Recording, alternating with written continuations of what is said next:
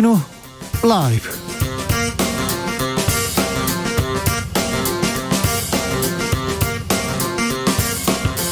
2021년 6월 30일 수요일입니다. 안녕하십니까, 주진우입니다. 더불어민주당 대선 열차에 탑승할 9명이 모두 탑승 준비를 마쳤습니다.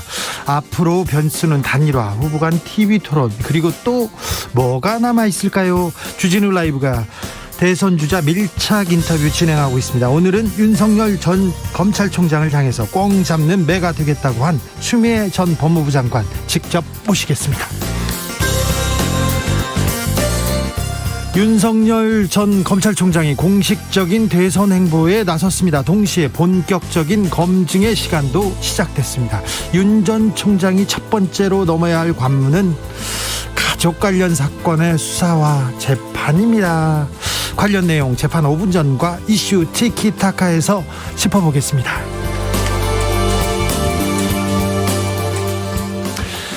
야권 대선 후보들 공식 등판 앞두고 후보들 간 수싸움 치열합니다. 물밑에선 더 치열하게 싸우고 있습니다.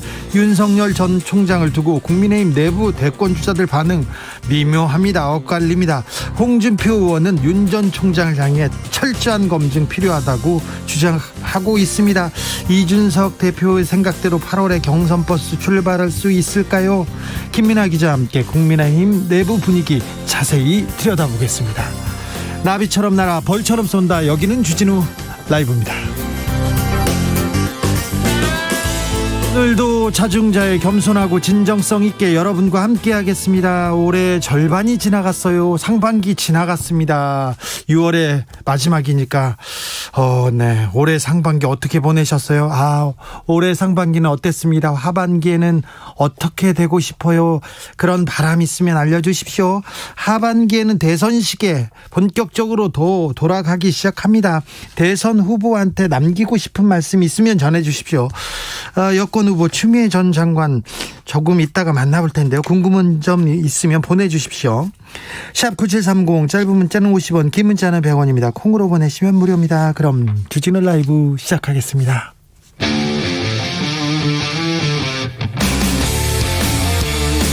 탐사보도 외길 인생 20년. 주 기자가 제일 싫어하는 것은?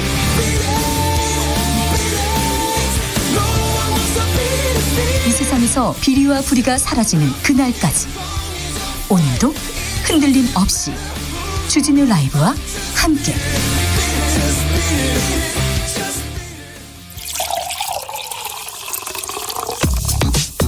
진짜 중요한 뉴스만 쭉 뽑아냈습니다. 줄 라이브가 뽑은 오늘의 뉴스 주스. 정상근 기자, 어서 오세요. 안녕하십니까. 코로나 확진자가 800명에 육박했습니다. 참 많이 나왔네요. 네, 오늘 무려 794명의 확진자가 나왔습니다. 68일 만에 가장 많은 확진자인데요.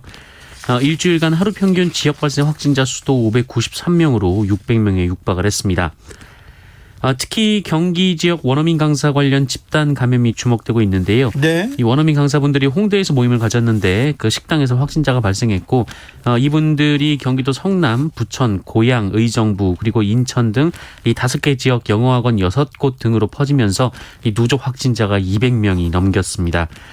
그런데 당국의 조사 결과 델타 변이가 일부에서 확인이 됐습니다. 지금 모임 굉장히 조심하셔야 됩니다. 지금 델타 변이가 확인됐어요. 걱정이 큽니다. 그래서 서울시는 현행 5명 이상 모임 금지 유지하겠다는 결정을 내렸어요. 맞습니다. 내일부터 새로운 거리두기 단계가 적용되기 시작하는데 서울시는 당분간 5명 이상 사적 모임 금지 조치를 유지하기로 했습니다. 이에 따라 서울시는 최대 4명까지만 사적 모임이 가능하고요. 경기도 역시 한 주 더 현재의 기준을 유지하기로 했습니다. 네, 서울 경기는 한 주간 지켜보겠다는 거죠. 네. 그래서 이 사적 모임 4명까지만 가능합니다. 5명 이상 아직 아닙니다. 한 주 동안 7월 1일부터는 달라진다고 이렇게 계획 세우신 분들 많지요. 한 주간은 더 수도권에서는 현행 5명 이상 모임 금지 유지하기로 했다고 합니다. 각별히 좀 신경 써 주십시오. 윤석열 전 총장이 이준석 국민의힘 대표를 만났습니다. 이제 계속해서 이제 정치 행보를 나섰네요. 오늘 국회도 왔습니다. 네, 오늘 조선일보사의 컨퍼런스가 열렸는데요. 여기서 윤석열 전 총장과 이준석 대표가 만났습니다. 첫 번째 정치 행보가 조선일보 행사에 가는 거였네요. 네, 그렇습니다. 여기서 뭐 국민의힘과 국민의당 주요 정치인들이 모두 모였는데 네, 여기 이준석 갔습니다. 대표와 인사를 했다라고 하고요. 하지만 더 깊은 이야기를 나눌 상황은 아니었다고 윤석열 전 총장은 기자들에게 말했습니다. 국회도 왔다 갔어요. 국회 기자들한테 와가지고 잘 가르침을 부탁드린다 이렇게 하고 고개 숙여 인사하고 갔다고 합니다. 네. 여당 대선 후보들의 후보 등록 기간은 오늘까지입니다. 네, 오늘로 마무리가 됩니다. 오늘은 이재명 경기도지사 그리고 정세균 전 국무총리, 추미애 전 법무부 장관이 각각 예비 후보로 등록을 했습니다. 이로써 안팎에서 거론된 9명의 주자가 모두 링 위에 올라갔습니다. 그 9명 말고 다른 사람은 없었네요. 네, 일단 9명이 접수가 된 것으로 전해지고 있는데요. 네. 주자들은 내일 한자리에 모이는 프레스데이 행사를 시작으로 TV토론 등에서 본격적으로 맞붙을 예정이고 예. 다음 달 9일부터 11일까지 예비 경선을 치르게 됩니다. 이재명 경기도지사는 내일 공식 출마를 선언한다고요? 네, 온라인으로 비대면 출마 선언을 할 예정이라고 합니다. 어제 서울 모처에서 이 15분 내외의 출마 선언 영상을 녹화한 것으로 전해지고 있는데요. 윤석열 전 검찰총장이 이 지지자들이 대거 운집한 가운데 대권 도전을 공식화한 반면 이 코로나19 상황을 고려해서 비대면 선언을 하겠다라는 겁니다. 슬로건은 이재명은 합니다로 가닥을 잡은 것으로 알려졌고요. 예. 수식어를 막판 고심 중인 것으로 전해지고 있습니다. 출마 선언 영상을 공개한 직후 이 당이 주최하는 공명선거 실천 서약서에 참석할 예정이고요. 경북 안동을 방문하고 다음 날 전남을 찾는 2박 3일간의 영호남 방문 일정도 검토 중에 있습니다. 김재윤 전 의원이 숨진 채 발견됐습니다. 네, 이 민주당 계열 정당에서 3선을 지냈던 김재윤 전 의원이 어제 서울 서초구에서 숨진 채 발견됐습니다. 서초경찰서는 고인이 15층 건물 아래에서 숨진 채 발견됐다라고 밝혔는데요.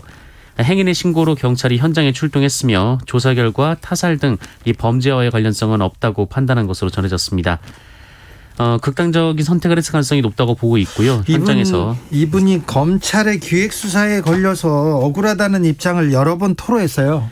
네, 이 서울예술종합학교 김민성 이사장으로부터 수천만 원 상당의 금품을 받은 혐의로 대법원에서 징역 4년을 선고받았는데요. 그런데 이후 나온 방송을 보면 이 김민성 이사장이 김재윤 의원과의 통화에서 짜여진 틀에서 저로 인해 피해를 받은 분들께 평생 죄인으로 살 수밖에 없다라고 말한 내용이 또 방송에 공개되기도 했습니다. 기획수사 의혹이 말씀하신 대로 제기가 됐었는데 이 대검찰청은 재판을 통해 결론이 난 사안이라면서 다수의 객관적 그리고 과학적인 증거가 있다고 반박한 바 있습니다. 서울예술종합학교 김민성 이사장은 이명박 박근혜 정부 때 급성장한 인물로 정치권에 로비를 했다고 알려져서 검찰 수사가 시작됐어요. 그런데 그 당시 여권의 실세들이 이렇게 잡혀가야 되는데 나중에 야당이었던 김재윤이 돈을 받았다 이렇게 해가지고 수사가 정리가 됐는데 그 당시부터 당시 여권의 실세는 빠져나가고 야권의 국회의원 한 명만 잡았다 이런 얘기가 있었는데 억울함을 토로했습니다. 그런 보도가 이어졌는데 결국 이런 종말을 보게 됐습니다. 민경욱 전 의원 개표 조작 계속 선거 계속 주장했는데 사실 무근으로 드러났습니다. 네, 대법원은 민경욱 전 미래통합당 의원이 제기한 4.15 총선 무효 소송 재검표를 진행한 결과 중앙선거관리위원회가 인천 연수을 선거구에 부여한 1년 번호 이외에 1년 번호가 기재된 사전투표지는 존재하지 않았다라고 밝혔습니다. 검증 결과 이 전산 투표가 조작됐다면서 이 소송을 낸 민경욱 전 의원의 주장은 이 사실 무근이 된 셈인데요. 네. 이 대법원은 전체 투표지에 대한 이미지 파일을 생성했고 그 중에 사전 투표지에 기재되어 있는 QR 코드를 원고가 제안한 프로그램을 통해서 판독한 결과 아무 문제가 없었다라고 밝혔습니다. 재검표하려면 돈이 들잖아요. 네. 민경욱 전 의원은 재력가인데 네. 이거 다 유튜브에서 어떤 시민들이 돈을 모아줘가지고 재검표도 하고 이런 부정선거 주장도 계속 해왔습니다. 그런데 사실 무근으로 드러났네요. 네, 5천만 원이 든다 그래서 모금을 했는데 이미 재검표를 했던 분들은 그 정도까지는 안 든다라고 얘기를 했던 바가 있습니다. 아, 그렇습니까? 근데 민경욱 의원이 돈 든다고 모금했죠? 네네. 김포시에서 GTX-D 계속 논란이 되네요. 지금 뭐 결론이 났는데도요. 네, 이 김포와 인천 검단 주민들이 이 GTX-D 노선에 강남 직결을 요구하며 이 삭발까지 불사해 왔는데요. 하지만 국토교통부는 어제 그 해당 노선을 김포 장기에서 부천 종합운동장까지만 신설을 하고 대신 부천 종합운동장에서는 이 서울 여의도와 용산역으로 이어지는 이 GTX-B 노선과 선로를 같이 쓰는 방식을 추진하기로 했습니다. 서울까지 용산까지는 연결이 되는군요. 네, 뭐 강남과 직결되진 않지만 그 열차 탑승 시간이 김포 장기에서 용산역까지 한 20여 분 단축이 되고 신논현역까지는 17분 정도 줄어든다라고 강조했는데요. 네. 하지만 김포 검단 주민들은 불확실한 계획이고 그리고 이 직결된다고 하더라도 이 비노선과 교차해서 가기 때문에 배차 시간도 길 것이다라고 주장하고 있습니다. 네, 계속 강남만 연결해야 된다고 합니까?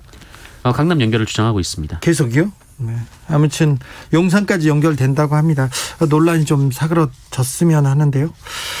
전국 상위 20% 집값이 평균 11억 원을 넘었다고 합니다. 네, 집값이 가파르게 오르면서 전국 상위 20%에 해당하는 주택 가격이 사상 처음으로 평균 11억 원 선을 넘어섰습니다.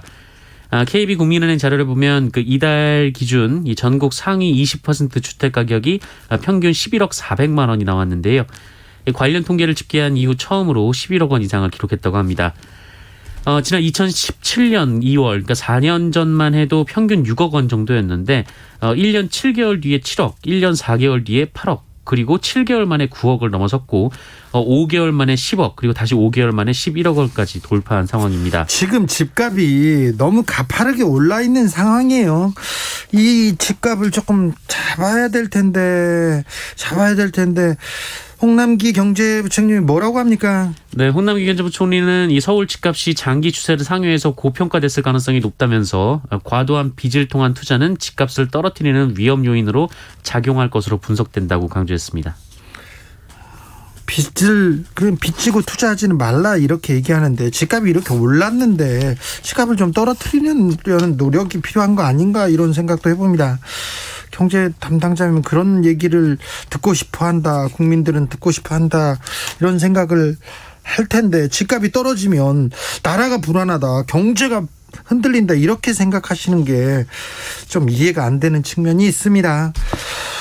여중사 성추행 사건 당시 블랙박스에 그 상황이 고스란히 담겨 있었다면서요? 네, 어제 MBC PD수첩은 공군 상관으로부터 성추행 피해를 받고 극단적 선택을 한 이모 중사의 유족 측 변호사로부터 입수한 블랙박스 영상을 공개했습니다.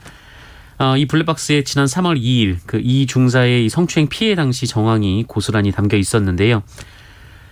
블랙박스에는 이 선임인 노모 상사가 차에서 내리며 뒤에 타 있던 장모 중사와 이 중사에게 한 명은 앞에 타 이렇게 지시를 했는데 하지만 가해자인 장모 중사는 안 타도 돼라고 반말로 거부했다고 합니다. 이후 차 내부에서 성추행이 시작됐는데요. 이모 중사가 내일 얼굴 봐야 되지 않겠습니까? 라며 계속해서 거부했지만 이 장 중사의 추행이 계속 이어졌다고 합니다. 오히려 운전자가 들으라는 듯이 이모 중사가 취한 것처럼 뭐 정신 차려 이런 말을 했다고도 합니다. 아니 그런데 이 블랙박스를 군 경찰이 확보하거나 수사하지 않았습니까? 네, 이 블랙박스는 군 경찰이 확보하거나 혹은 이모 중사의 이 당시 국선 변호인이 제출한 게 아니라 이 피해자 본인이 확보를 했습니다. 그리고 군 경찰에 제출을 했는데요. 당시 20전투비행단 군사경찰대대는 이를 누락하고 장 중사를 구속하지 않았습니다. 이 사건에 대해서는 잠시 후에 재판 5분 전에서 잠시 더 좀 자세히 따져보겠습니다. 네, 있을 수 없는 일인데요. 군 경찰 어떻게 이럴 수 있는지, 군 검찰은 어떤지도 좀 살펴보겠습니다. 조국 전 장관 가족을 그린 일러스트 성매매 관련 범죄 기사에 활용한 조선일보가 있었어요. 오늘 또 보도 경위에 대해서 자세하게 조금 설명을 했습니다. 네, 이 조선일보가 문재인 대통령과 조국 전 법무부 장관 부녀의 일러스트를 부적절하게 사용한 문제와 관련해서 세 번째 사과문을 냈습니다. 오늘 한 면을 털어서 독자 여러분께 알려드립니다라는 제목으로 경위를 설명했는데요. 이는 조선일보 윤리위원회 권고에 따른 조치라고 설명했습니다. 윤리위원회 권고 그런 게 있어요? 조선일보에? 네. 어쨌든 이 조선일보가 밝힌 일러스트 게재 경위를 보면 이 조선일보 사회부 대구 취재본부의 이모 기자가 해당 기사를 작성을 했고 이 기사는 조선일보 종이신문에 일러스트 없이 실렸으며 조선닷컴 누리집에도 최초에는 일러스트 없이 게재가 됐다고 합니다. 그런데 이후 이모 기자가 직접 일러스트를 넣었다고 하는데 주목도를 높이기 위해서 일러스트를 넣었다고 하고요. 하지만 해당 일러스트가 조국 전 장관 가족을 그린 그림으로 생각하지 못하고 일러스트를 썼다고 주장했습니다. 몰랐다고요? 네. 조국 전 장관 뭐라고 합니까? 네, 조국 전 장관은 이 조선일보에 이 10억 원의 손해배상 소송을 냈습니다. 네. 40대 친부가 자녀들을 골프채로 폭행하는 사건이 발생했네요. 네, 40대 친부가 자녀들을 골프채로 수십 차례 때렸다는 신고가 접수돼서 경찰이 수사에 나섰습니다. A씨는 지난 24일 저녁 6시쯤 이 수원시 영통구 자택에서 9살 아들 B군이 치아 교정기를 잃어버렸다는 이유로 이 골프채 손잡이 부분으로 이 B군의 엉덩이 등을 20여 차례나 때린 혐의를 받고 있습니다. A씨는 B군을 폭행한 뒤 그 12살과 9살인 이 B군의 형들에게도 욕설을 하며 골프채로 엉덩이를 수십 대씩 때렸다고 합니다. 아이들은 병원으로 옮겨져서 치료를 받았는데 골절 등 이 중상에 이르지는 않은 것으로 확인됐습니다. 그런데 이 B군 형제는 과거에도 A씨로부터 잦은 폭력을 당해왔다고 털어놨습니다. 경찰은 뭐라고 합니까? 네, 경찰은 A씨와 B군 등을 분리 조치하는 한편 이 자녀들에 대한 조사를 마치는 대로 A씨를 소환해서 구체적인 경위를 조사할 계획입니다. 내가 내 자식 때리는 게 뭐가 문제냐? 문제입니다. 모든 폭력은 용서될 수 없습니다. 용인될 수도 없습니다. 주스 정상근 기자 함께했습니다. 감사합니다. 고맙습니다. 윤소정님께서 제발 훈훈한 뉴스 좀 전해주세요. 정 기자님 얘기합니다. 제가 좀 더 노력하겠습니다. 3343님 상반기는 주진우 라이브를 들으면서 후반기에는 주진우 라이브를 기대하면서 지내겠습니다. 아이고 저도 그렇게 하겠습니다. 감사합니다. 7074님 하반기에는 제발 코로나 없어져서 모든 국민이 마스크 벗고 생활하고 장사 좀 잘 됐으면 좋겠어요. 그리고 신랑 술 좀 덜 마셨으면 하는 바람도 있습니다. 신랑 좀 술 좀 덜 마셔야 된다고 합니다. 3298님 지금은 어느 당이라도 서로 대선에 나가겠다고 싸우는 당은 끝장입니다. 개인의 욕심을 버리고 나라를 위해 누가 적임자인지 검증하시기 바랍니다. 개인의 욕심을 버리고 그게 쉬운 일인가요? 네. 6682님께서 올해 6개월간 뭘 했느냐. 온 나라가 윤석열만 쳐다보다가 반년이 지나갔죠. 아 그랬습니까? 2669님께서 오늘 저희 남편이 많이 우울해해요. 어제 울산 화재 현장에서 사고를 당한 구조대원이 알던 동료라고 합니다. 언론에 나오지 않은 현장 동영상 직접 보고 얼마나 뜨거웠으면 3층에서 그냥 몸을 던졌을지 마음이 아프다면서 우울해합니다. 올해는 화재 사건이 너무 많아요. 게다가 저희 남편처럼 구조대원의 희생이 많아서 더 마음이 무거운 한 해입니다. 부디 더 이상 화재가 없기를. 울산 상가 화재 진압 중에 부상당한 소방관이 치료 중에 순직했습니다. 부디 이런 사건이 없기를 기도하겠습니다. 교통정보센터 다녀오겠습니다. 공인혜 씨. 네, 이 시각 교통정보입니다. 중부와 호남 지역으론 오늘도 소나기가 이어집니다. 어제보다 강도 더 강해졌는데요. 시간당 40mm 안팎의 강한 비 예보돼 있으니까요. 교량 주변이나 터널 진출입로, 램프 구간 지나실 때 반드시 감속하셔야겠습니다. 다행히 지금은 비도 소강 상태라 어제보다 정체는 덜합니다. 다만 경부선 서울 쪽 죽전 휴게소 부근 2차로가 사고 차량으로 막혀 있어서 신갈 분기점부터 서울 요금소까지 5km 구간 내내 정체고요. 이전 북대구 부근으로 정체 시작됐고 남사에서 오산 사이 사고 지점 이후로는 달래내부터 반포 쪽 이동 쉽지 않습니다. 서해안고속도로 서울 쪽 정체도 20km 가까이 이어지는데요. 특히 발안에서 8탄 분기점 구간 가장 길게 더디고요. 반대 목포 쪽 당진 분기점 2차로의 작업 여파 부근으로 받고 있습니다. 서울 시내는 서부간선도로 양방향 전 구간이 가장 혼잡하고요. 구리 쪽 강변북로 천호대교 부근 3차로에서 고장난 화물차 처리 중입니다. 원효대교부터 내내 정체입니다. KBS 교통정보센터였습니다. 주진우 라이브.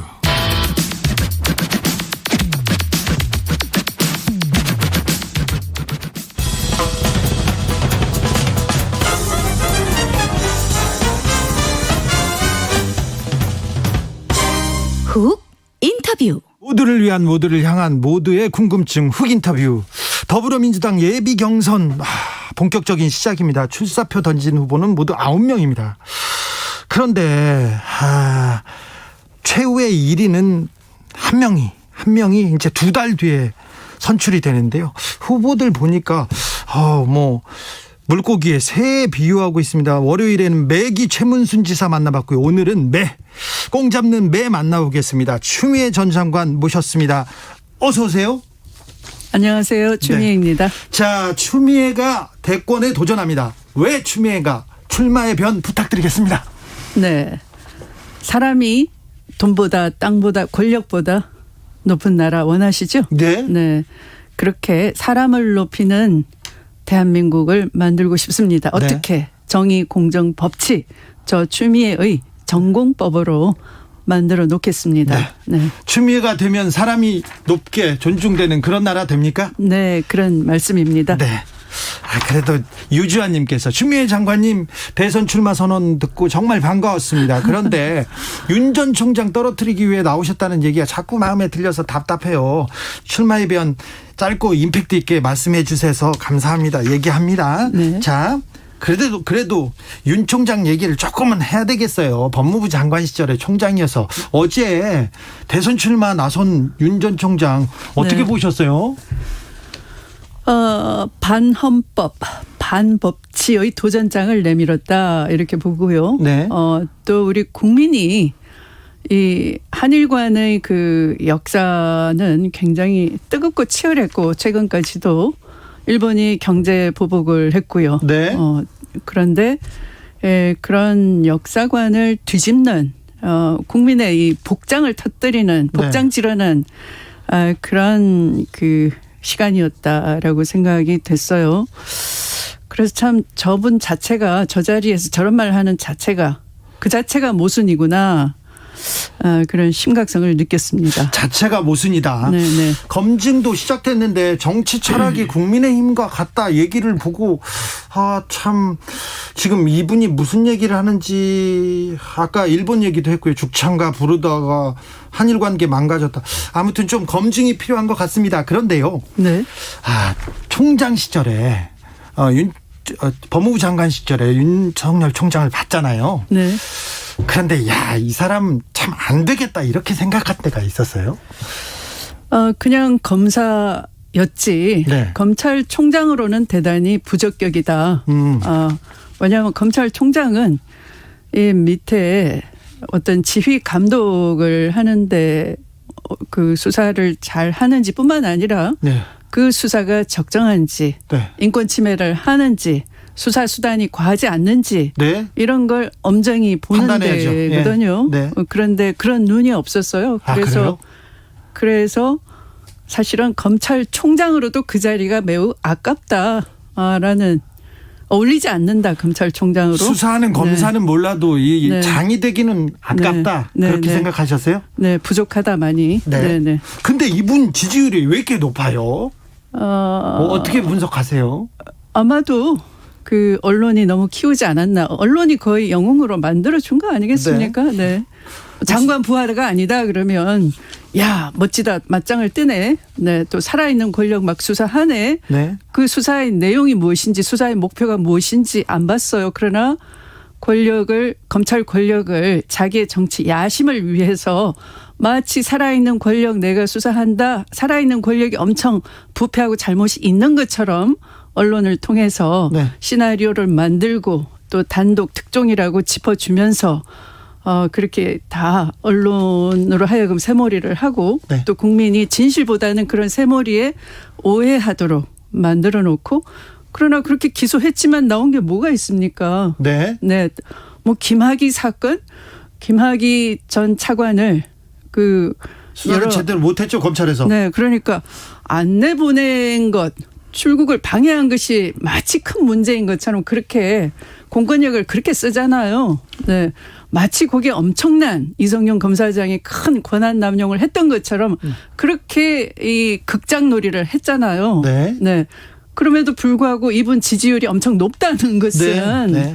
다 언론이 키우신 거 아닌가. 네. 네, 저는 언론이 검증을 하지 않은 진실을 보도하지 않은 비판의 눈을 갖지 않은 저처럼 매의 눈을 갖지 않은 네. 책임이 매우 크다. 네. 이렇게 생각합니다. 언론이 띄워줬는데 이제 검증의 시간이 시작됐으니까 언론이 네. 좀 본연의 역할을 할까요? 해 주십시오. 네. 잘 안 해요 언론이. 저는 더 이상 안 하고요. 저의 미래 비전을 네. 얘기할 테니까 이제 언론이 여태까지 안 했던 걸 제대로 좀 해주시길 추미애는 부탁드립니다. 비전을 말할 테니까 이제 언론이 그 네. 역할을 해라 이렇게 얘기하십니다. 네. 2460님께서 여기는 대구입니다. 세탁소집 딸내미 응원합니다 이렇게 얘기했습니다. 대구에 있는 추 장관의 팬이 지금 연락이 왔습니다. 네, 감사합니다. 네.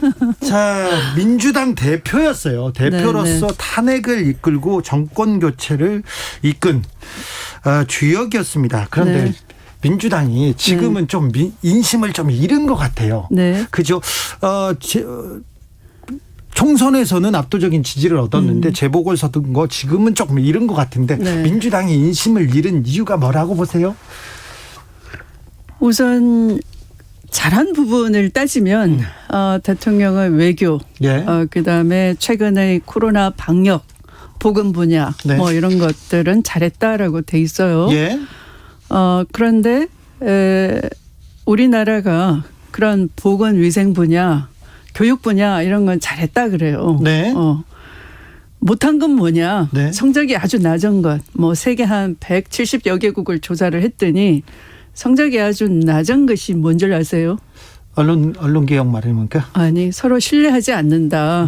네. 서로 신뢰하지 않는다는 거에 언론도 들어가 있어. 언론이 그렇죠. 말하는 걸, 그러니까 언론의 자유는 아주 높은 성적을 받지만 언론의 불신은 언론의 신뢰도는 네. 거의 바닥이잖아요. 네. 그러니까 서로 믿지 못하는 사회, 언론이 그 갈등을 부추겼다라고 할 수도 있는 거죠.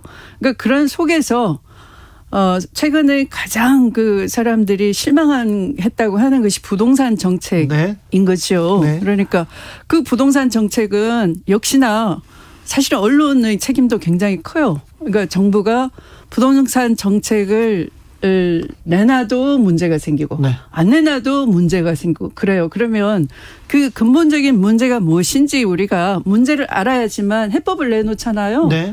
근데 항상 부동산 정책은 어떤 경기를 일으키기 위한 보조 수단으로 희생시키는 거예요. 네. 근데 사실은 주거라는 건 우리의 기본권이잖아요. 네. 의식주 중에 기본이잖아요. 네. 주거라는 건. 그러면 주거 정책이 정부가 제대로 차근히 수립할 수 있도록 이렇게 언론도 그 방향으로 나가줘야 되는데 네. 뭐 이 경제 운용자들, 당국자들, 특히 금융권에 있는 사람들 전부 다 이걸 하나의 부동산을 경기를 일으키는 보조수단, 네. 어떤 부채 관리의 담보물 이렇게만 보니까 주거로서의 어떤 정책을 독자적으로 펼치는데 정부가 굉장히 5년 단임 정권으로는 취약한 거예요. 네. 네. 네. 그런 구조적인 문제가 있다. 그래서 이 불신 사회를 극복하는 것도 대단히 중요하다 이렇게 생각해요. 불신 사회를 극복하는 게 중요하다고 얘기합니다. 네. 정치인 추미애 제가 취재를 오래 했는데 네. 저는 예전에 헨리 조지 얘기하면서 토지와 경제에 대한 통찰을 저한테 얘기해가지고 이분이 국토교통부 장관 하나 보다 생각했어요. 조금 있다가 보니까 보건복지 정책을 쭉 이렇게 얘기하는 걸 보니까 이 양반이 보건복지부 장관 하나 보다 평소에 외교 통일 국방에 대해서는 계속 얘기를 해오셨어요. 자, 그래서 거의 대부분 그런 얘기를 하셨는데 법무부 장관이 돼가지고 요새 검찰 얘기만 하시는데 자, 추미애 대선 후보, 추미애 후보의 1순위 공약은 뭡니까? 부동산 정책도 들어갑니까? 당연히 들어가죠. 그러니까 부동산에서 쉽게 떠올릴 수 있는 건 네.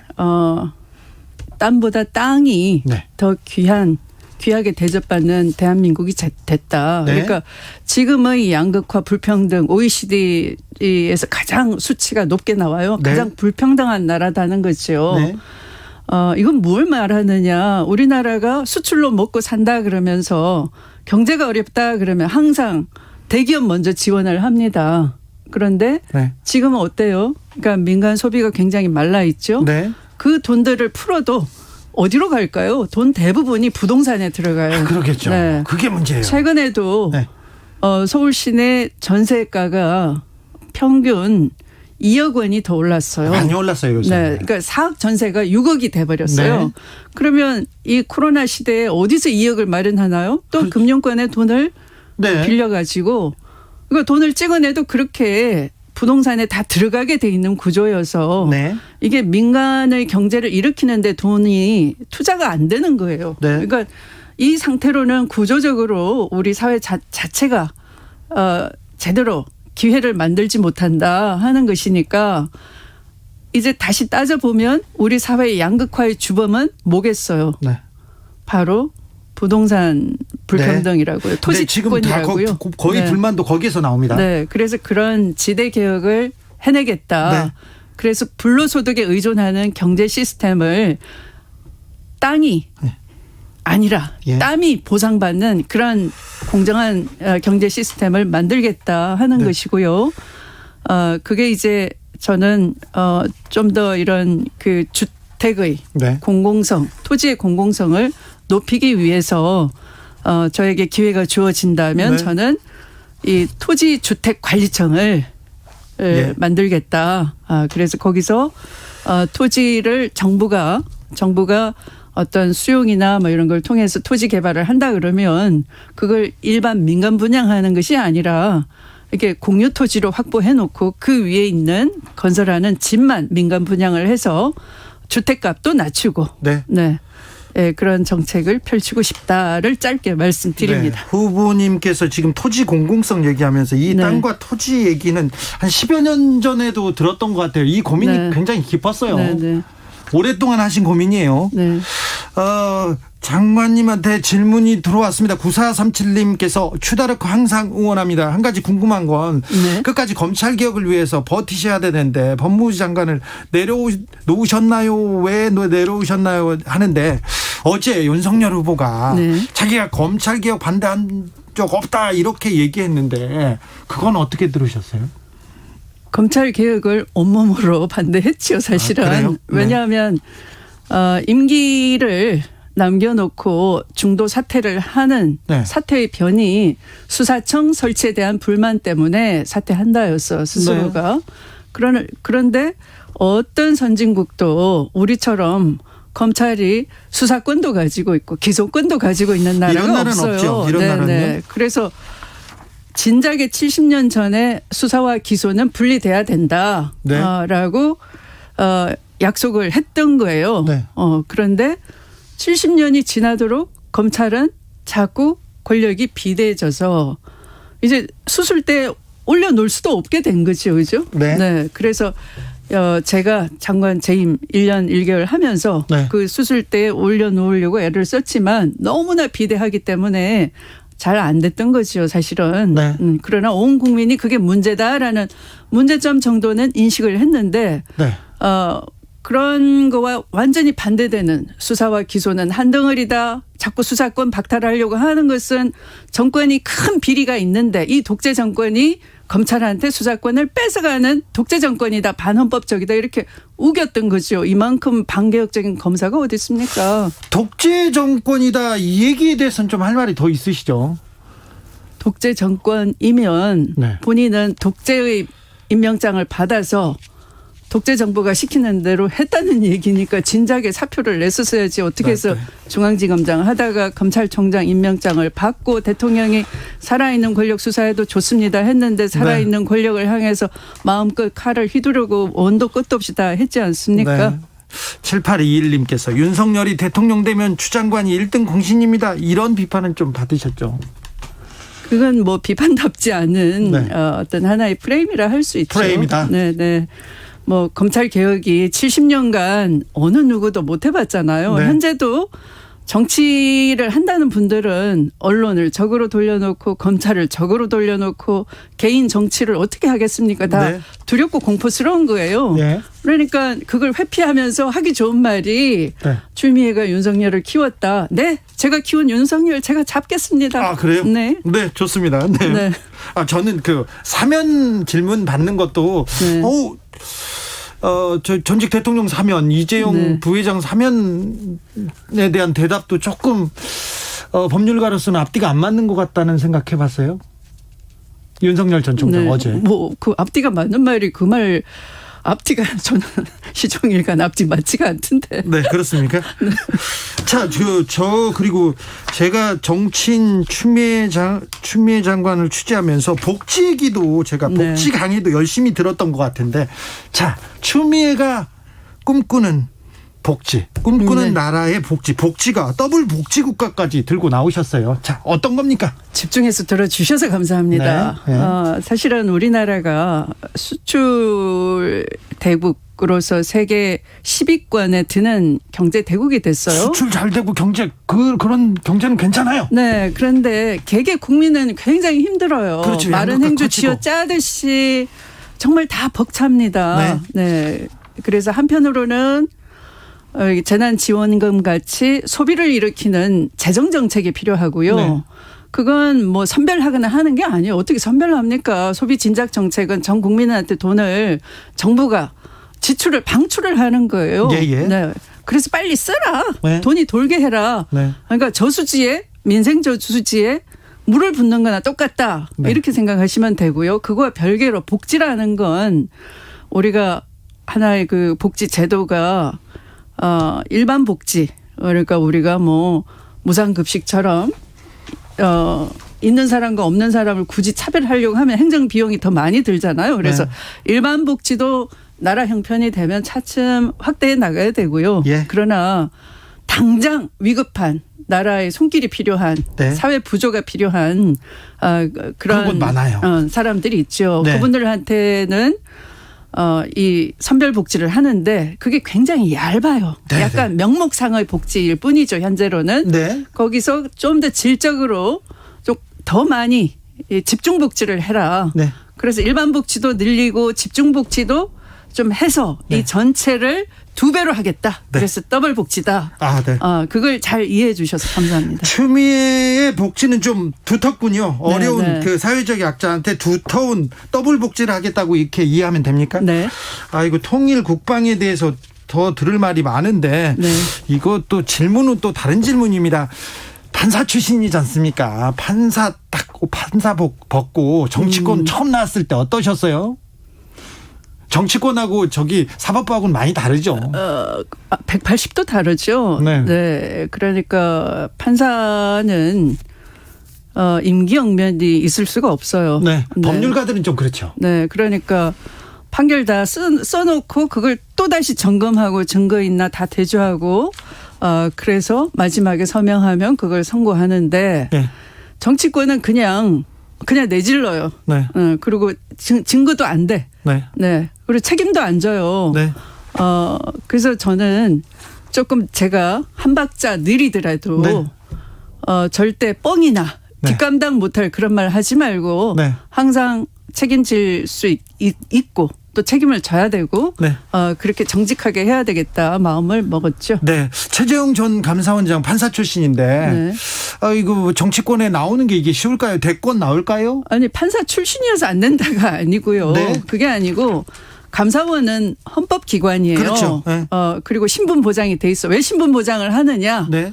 그 기간 동안 중립을 지켜라 헌법기관으로서. 네. 왜? 남을 사찰하고 그죠? 네.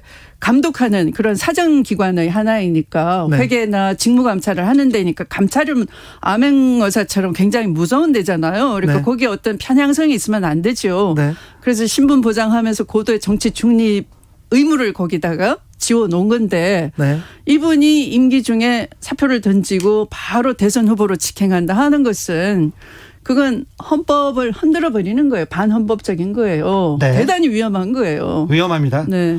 이거는 윤석열 전 총장한테도 해당되는 거죠?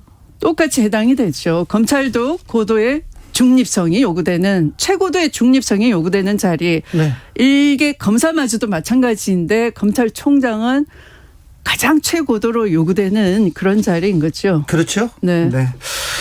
자, 이 질문을 또 물어봐야 되나.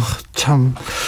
수사지휘권 발동하실 때 발동하지 말라는 외압을 받으신 적 있으신가요? 민주당 권리당원으로서 질문이 있습니다. 이런 얘기 물어보는데요. 아니, 그 장관은 네. 뭐 수사 지휘를 네. 하는 것이 일상적이진 않아요. 네. 그 어떤 경우냐 하면 수사권을 남용한다든지 네. 부패했다든지 또는 제 식구를 감싼다든지 네. 그런 불법과 비리가 뚜렷할 때 검찰총장에 대해서 네. 구체적 사건에 대한 수사 지휘를 하는 것이죠. 네, 저기 잘 모르셔서 그러는데 추미애 장관이 누가 외압을 행사한다고 해서 영향을 받는 그런 분은 아닙니다.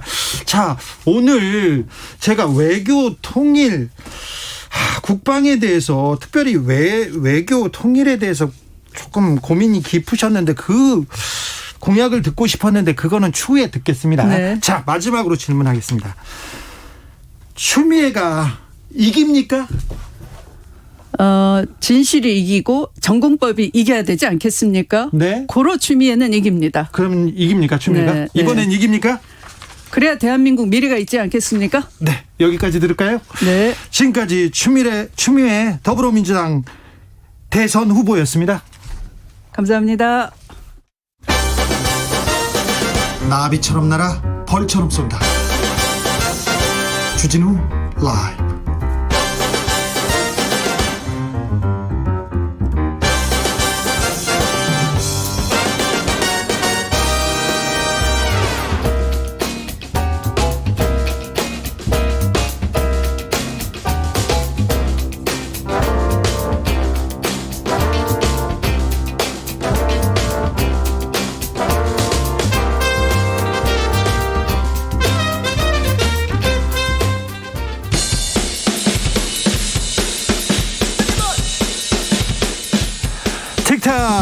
틱탁 현란한 입담의 환상 드리블. 오늘 이 뉴스를 주목하라. 이슈 티키타카.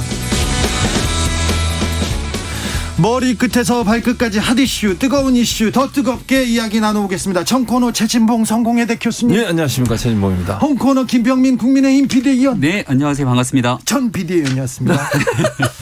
자, 어제 윤석열 전 총장의 대선 출마 어떻게 보셨어요?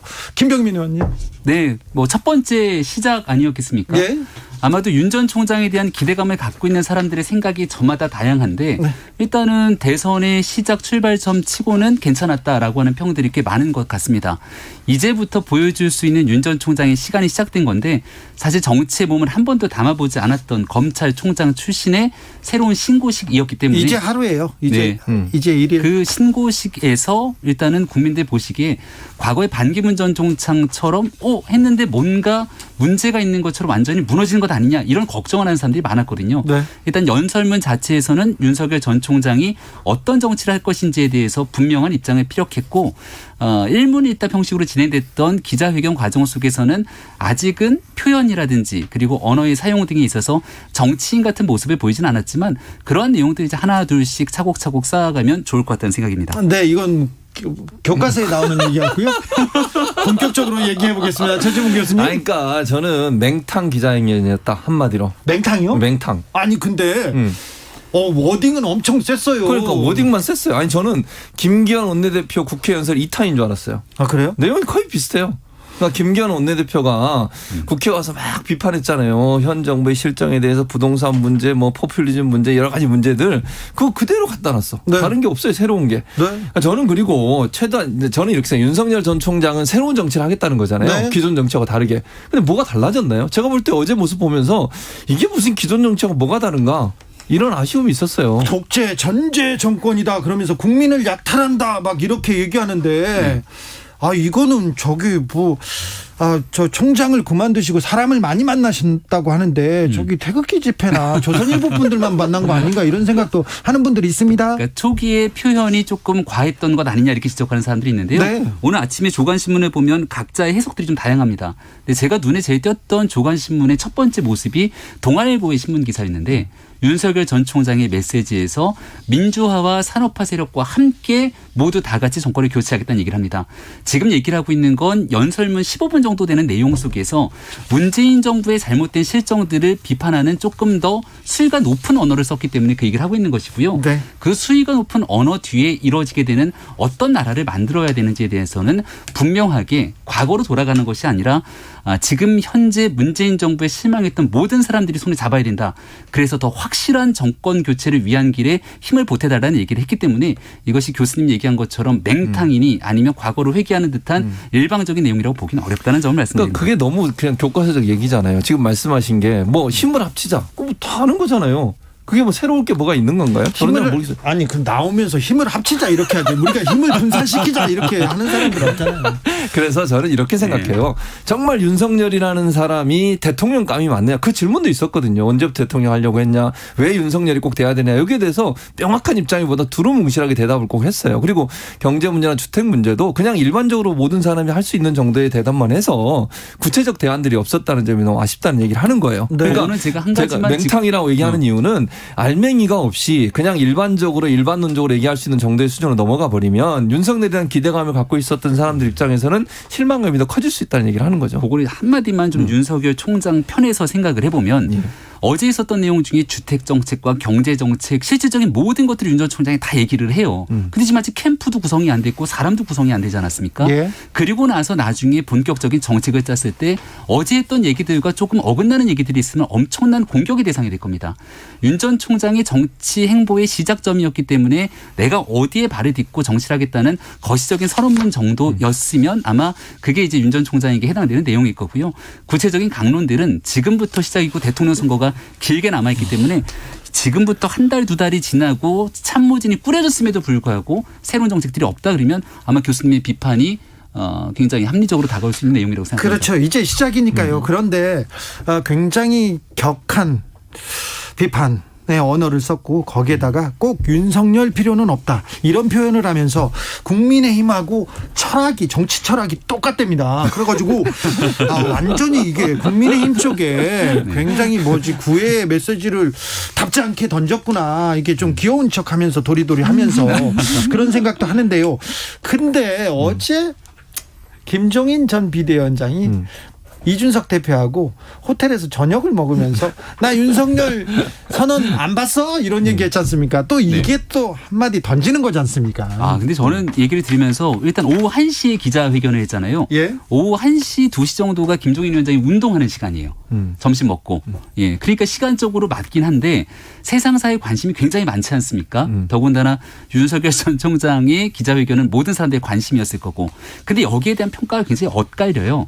아마 김종인 위원장 입장에서는 있는 그대로 솔직한 화법으로 세상에 얘기하기로 유명한 정치인으로 보는데 네. 여기서 만약에 윤 전 총장에 대해서 뭔가 부정적인 언어를 얘기하거나 했으면 굉장히 큰 타격이 될 겁니다. 네. 김종인 위원장 입장에서 윤 전 총장에 대해서 최대한 우호적으로 해줄 수 있는 얘기가 나는 본 적도 없고 관심이 없다고 일단 끊었던 게 아닌가 싶고 이거는 평가를 유보하겠다는 얘기겠죠. 앞서 제가 얘기한 것처럼 윤 전 총장의 스타트였을 뿐 지금부터 시작되고 있는 과정 속에서 앞으로 있게 되는 가능성에 문을 열어놨다 정도로 저는 해석합니다.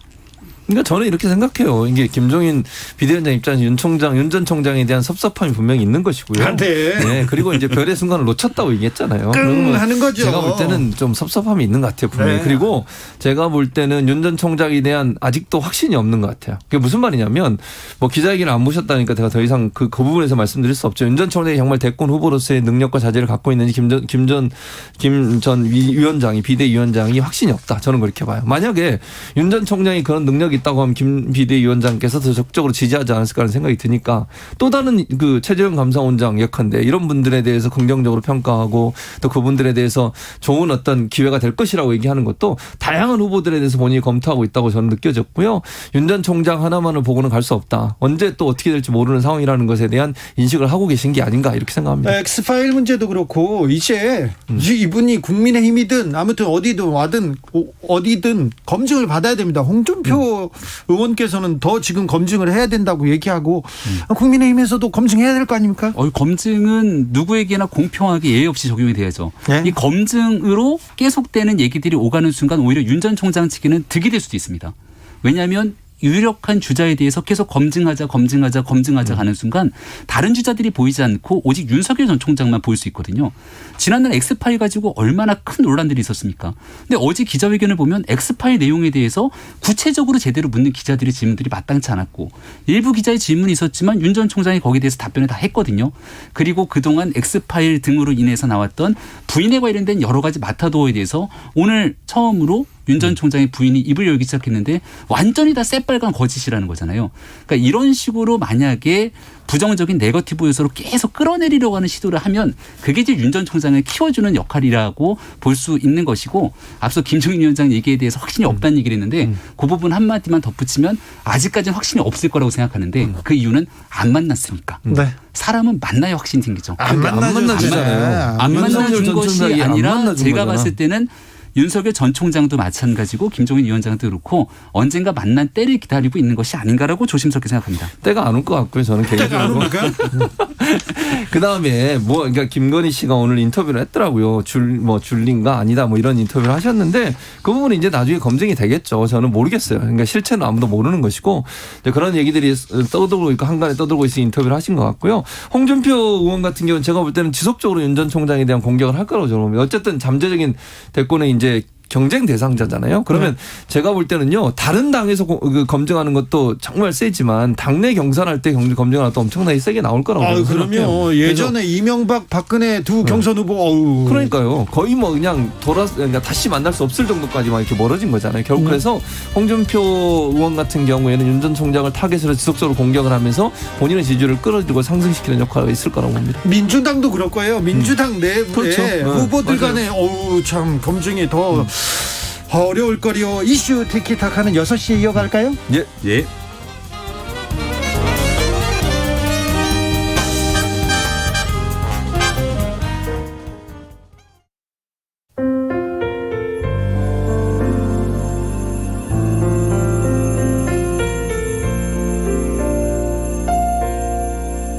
KBS 라디오 연중기획 희망충전 대한민국 436번째 이야기. 안녕하세요. 아나운서 이연주입니다. 올해 9살인 지혜는 벌써 이별의 아픔이 뭔지 알아버렸습니다. 일용직 근로를 하면서 가족들의 생계를 책임지던 아빠가 한 달 전 갑자기 심장마비로 세상을 떠났기 때문입니다. 지혜한테 남은 가족은 지병으로 거동이 불편한 외할머니와 몇몇 개 이상으로 루푸스 진단을 받은 엄마뿐인데요.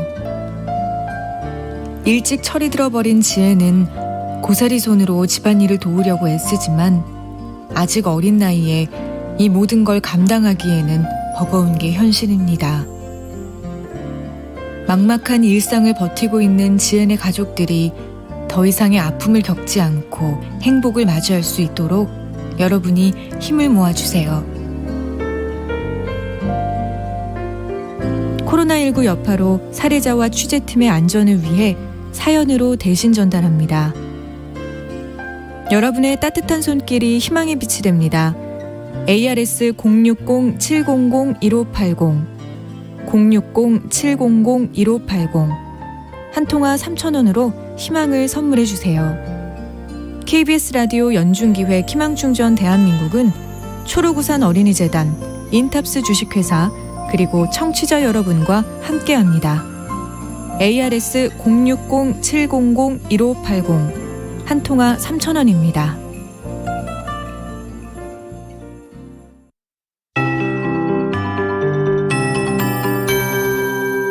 KBS 58분 날씨.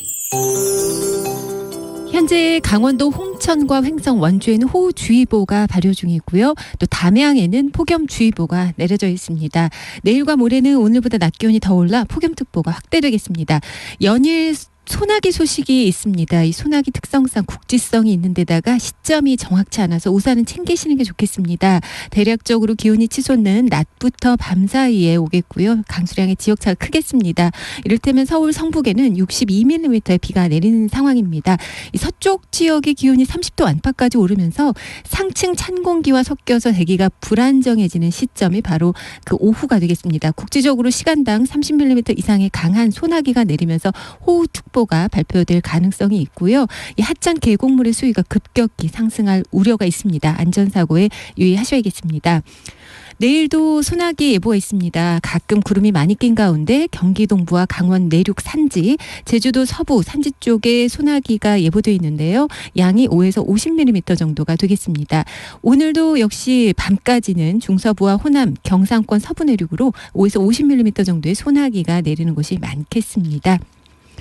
내일 낮 기온은 서울 31도, 대전, 광주, 대구가 32도까지 오르는 등 덥겠습니다. 지금 서울의 기온은 29.3도입니다. 강혜종입니다.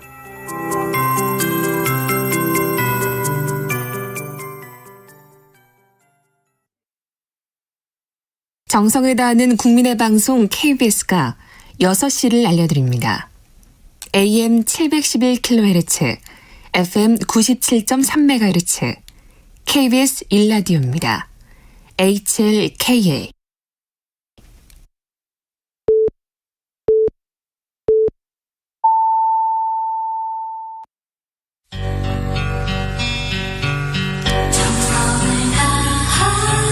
정성을 다하는 국민의 방송 KBS 주진우 라이브. 그냥 그렇다고요. 주진우 라이브 함께하고 계십니다. 라디오 정보센터 다녀오겠습니다. 조진주 씨. 월성원전 1호기 경제성 평가에 부당 개입한 혐의를 받아온 백운규 전 산업통상자원부 장관과 최이봉 전 청와대 산업정책 비서관, 정재훈 한국수력원자력 사장이 기소됐습니다. 대전지검 형사 5부는 오늘 백 전 장관과 최 전 비서관, 정 사장을 직권남용 권리행사 방해 등의 혐의로 재판에 넘겼습니다. 서울시, 경기도 등 수도권의 현행 사회적 거리두기 체계가 7월 7일까지 일주 연장됩니다. 이에 따라 7월 1일 0시부터 완화될 예정이던 5명 이상 사적 모임 금지 조치가 유지됩니다. 이번 결정은 지난 일주간 하루 평균 465명의 확진자가 수도권에서 발생한 데 따른 조치입니다. 청와대는 내일 오전 임시 국무회의에 박인호 공군 참모총장 내정자의 임명안을 상정할 예정이라고 밝혔습니다. 이는 추가 검증 결과 문제가 없다는 판단에 따른 것으로 분석됩니다. 하지만 최근 도마 위에 오른 청와대 인사검증 시스템이 삐걱댔다는 비판은 피하기 어려울 것으로 보입니다. 17명의 사상자를 낸 광주 동구 학동 4구역 재개발 사업이 비리의 온상이었다는 내부 공익 제보자의 증언이 나왔습니다. 제보자는 건축물 철거부터 기반시설 설치까지 갖은 계약 과정에서 조합이 공사비를 빼돌렸다고 증언하며 공사비 부풀리기, 실체 없는 계약, 공무원 유착 등의 의혹을 제기했습니다. 지금까지 라디오 정보센터 뉴스였습니다. 주진우 라이브 이슈 티키타카 최진봉, 김병민 두 분과 함께하고 계십니다. 참 다른 뉴스가 나갈 때 저 안에서 스튜디오에서 무슨 얘기를 하나 궁금하시죠? 진짜 재밌는 얘기인데 이 얘기를 김병민이 그대로 한다면 큰일 납니다. 정치사가 큰일 납니다. 큰일 날까요? 네, 뒤집어집니다. 제가 주진우 기자님을 얼마나 좋아하는지가 계속 얘기하고 있었습니다. 2353님께서 새빨간 거짓말 이런 소리 함부로 하면 안 됩니다. 새빨간 뭐죠? 한 사람 있잖아요. 이명박 전 대통령. 네, 그렇습니다. 새빨간 거짓말입니다. 그렇다고 해서 새파란 거짓말입니다. 이렇게 할 수는 없잖아요. 자, 아까 말했듯이 교수님. 네. 국민의힘 지지자, 국민의힘 쪽에 정치 철학 얘기를 하면서 쑥 던졌어요. 네, 그랬죠. 국민의힘 정치 철학이라 이명박 박근혜 전 대통령 구속시키는 게 국민의힘 정치 철학하고 무슨 상관이 있는지는 모르겠습니다만 그 얘기를 세게 던졌습니다. 그러면 입당도 빨리 할까요? 8월에 아니요? 버스에. 아니, 전혀. 그래요? 저는 그렇다고 생각하지 않아요. 그러니까 이게 줄다리기예요, 줄다리기. 한마디로 얘기하면 정치적 의도나 생각이 같다 이면요. 일부러 세게 던졌어요. 그렇죠. 그래놓고 국민의힘한테 뭔가 추파를 던지는 거예요. 네. 그러니까 국민의 입장에서는 기다리는 거잖아요. 아, 이게 윤석열이 들어올 것 같네? 이런 생각을 갖는 거죠. 아예 예를 들어서 국민의힘과 생각이 다르다라고 얘기해버렸으면 아예 포기하고 윤 전 총장을 고려도 안 할 거예요. 근데 지금 상황에서는 윤 전 총장의 색깔도 같다 그러지. 그 국민의힘 의원들 20여 명이 갔잖아요, 거기 또. 하고 가서 사진도 찍고 막 악수도 하고 격려도 해주고 박수도 쳐주고 이건 결국 국민의힘이 끊임없이 러브콜을 던지고 있는데 거기에 화답을 한 거예요. 일정 부분. 다만 입당에 대해서는 지금 여기 이 자리에서 할 얘기가 아니다라고 얘기를 했어요. 그 말은 선을 긋는 거거든요. 이유는 본인이 입당을 해서 들어갔을 경우에 본인한테 유리할까 불리할까를 고민할 거라고 저는 봐요. 최우선 고민. 그렇죠. 그 상황에서 본다면 윤 전 총장은 세력도 없고 지금 현재 그 안에 들어갔을 때 본인이 더 상처를 받을 가능성이 있어요. 지금 들어가서 경선을 처음부터 시작했을 때는 본인한테 불리한 환경이 될 거라고 본인은 판단했다는 거죠. 그러면 어느 정도 보고 있다가 국민의힘의 경선이나 아니면 판이 어떻게 돌아가는지를 판단한 다음에 그 다음에 본인이 들어갈지 말지를 결정해야 되는 상황이 된다는 거죠. 그건 제가 아주 쉽게 설명해 드릴게요. 네. 본인에 대한 유불리가 아니에요. 진영에 대한 유불리지. 그러니까 윤석열 전 총장이 무슨 얘기를 하냐면 걱정하실 일은 없게 하겠다는 얘기를 합니다. 그리고 가치와 철학이 같다는 건 자유민주주의에 대한 자유의 가치가 비슷하다는 얘기를 하는 것이고 국민의힘 정강정책을 제가 바꿨잖아요. 그때 제일 첫 번째 정책으로 어떤 게 기회의 나라 공정한 대한민국. 기회와 공정은 윤 총장이 얘기하고 있는 거죠. 그럼 생각이 같으면 들어가면 되지 왜 안 들어가냐 이렇게 얘기하잖아요. 지금 당장 윤석열 전 총장 캠프가 있습니까? 없죠. 같이 하는 사람이 없죠. 없죠. 그런데 국민의힘에 들어가요. 그러면 문재인 정부에서 실망했던 진보진영 인사 중에 윤 전 총장에게 기대를 갖고 있는 사람들이 있습니다. 호남 지역의 여론조사 지지율에서 윤 전 총장 지지율이 적지 않게 나와요. 적지 않게가 아니라 과거 보수정당으로는 보지 못했던 지지율이 나오긴 합니다. 근데 윤 전 총장이 혈혈단식 국민의힘에 딱 들어가서 국민의힘 의원들이랑 손을 잡고 거기에 갇히는 순간 외연확장이라는 건 존재하지 않게 되죠.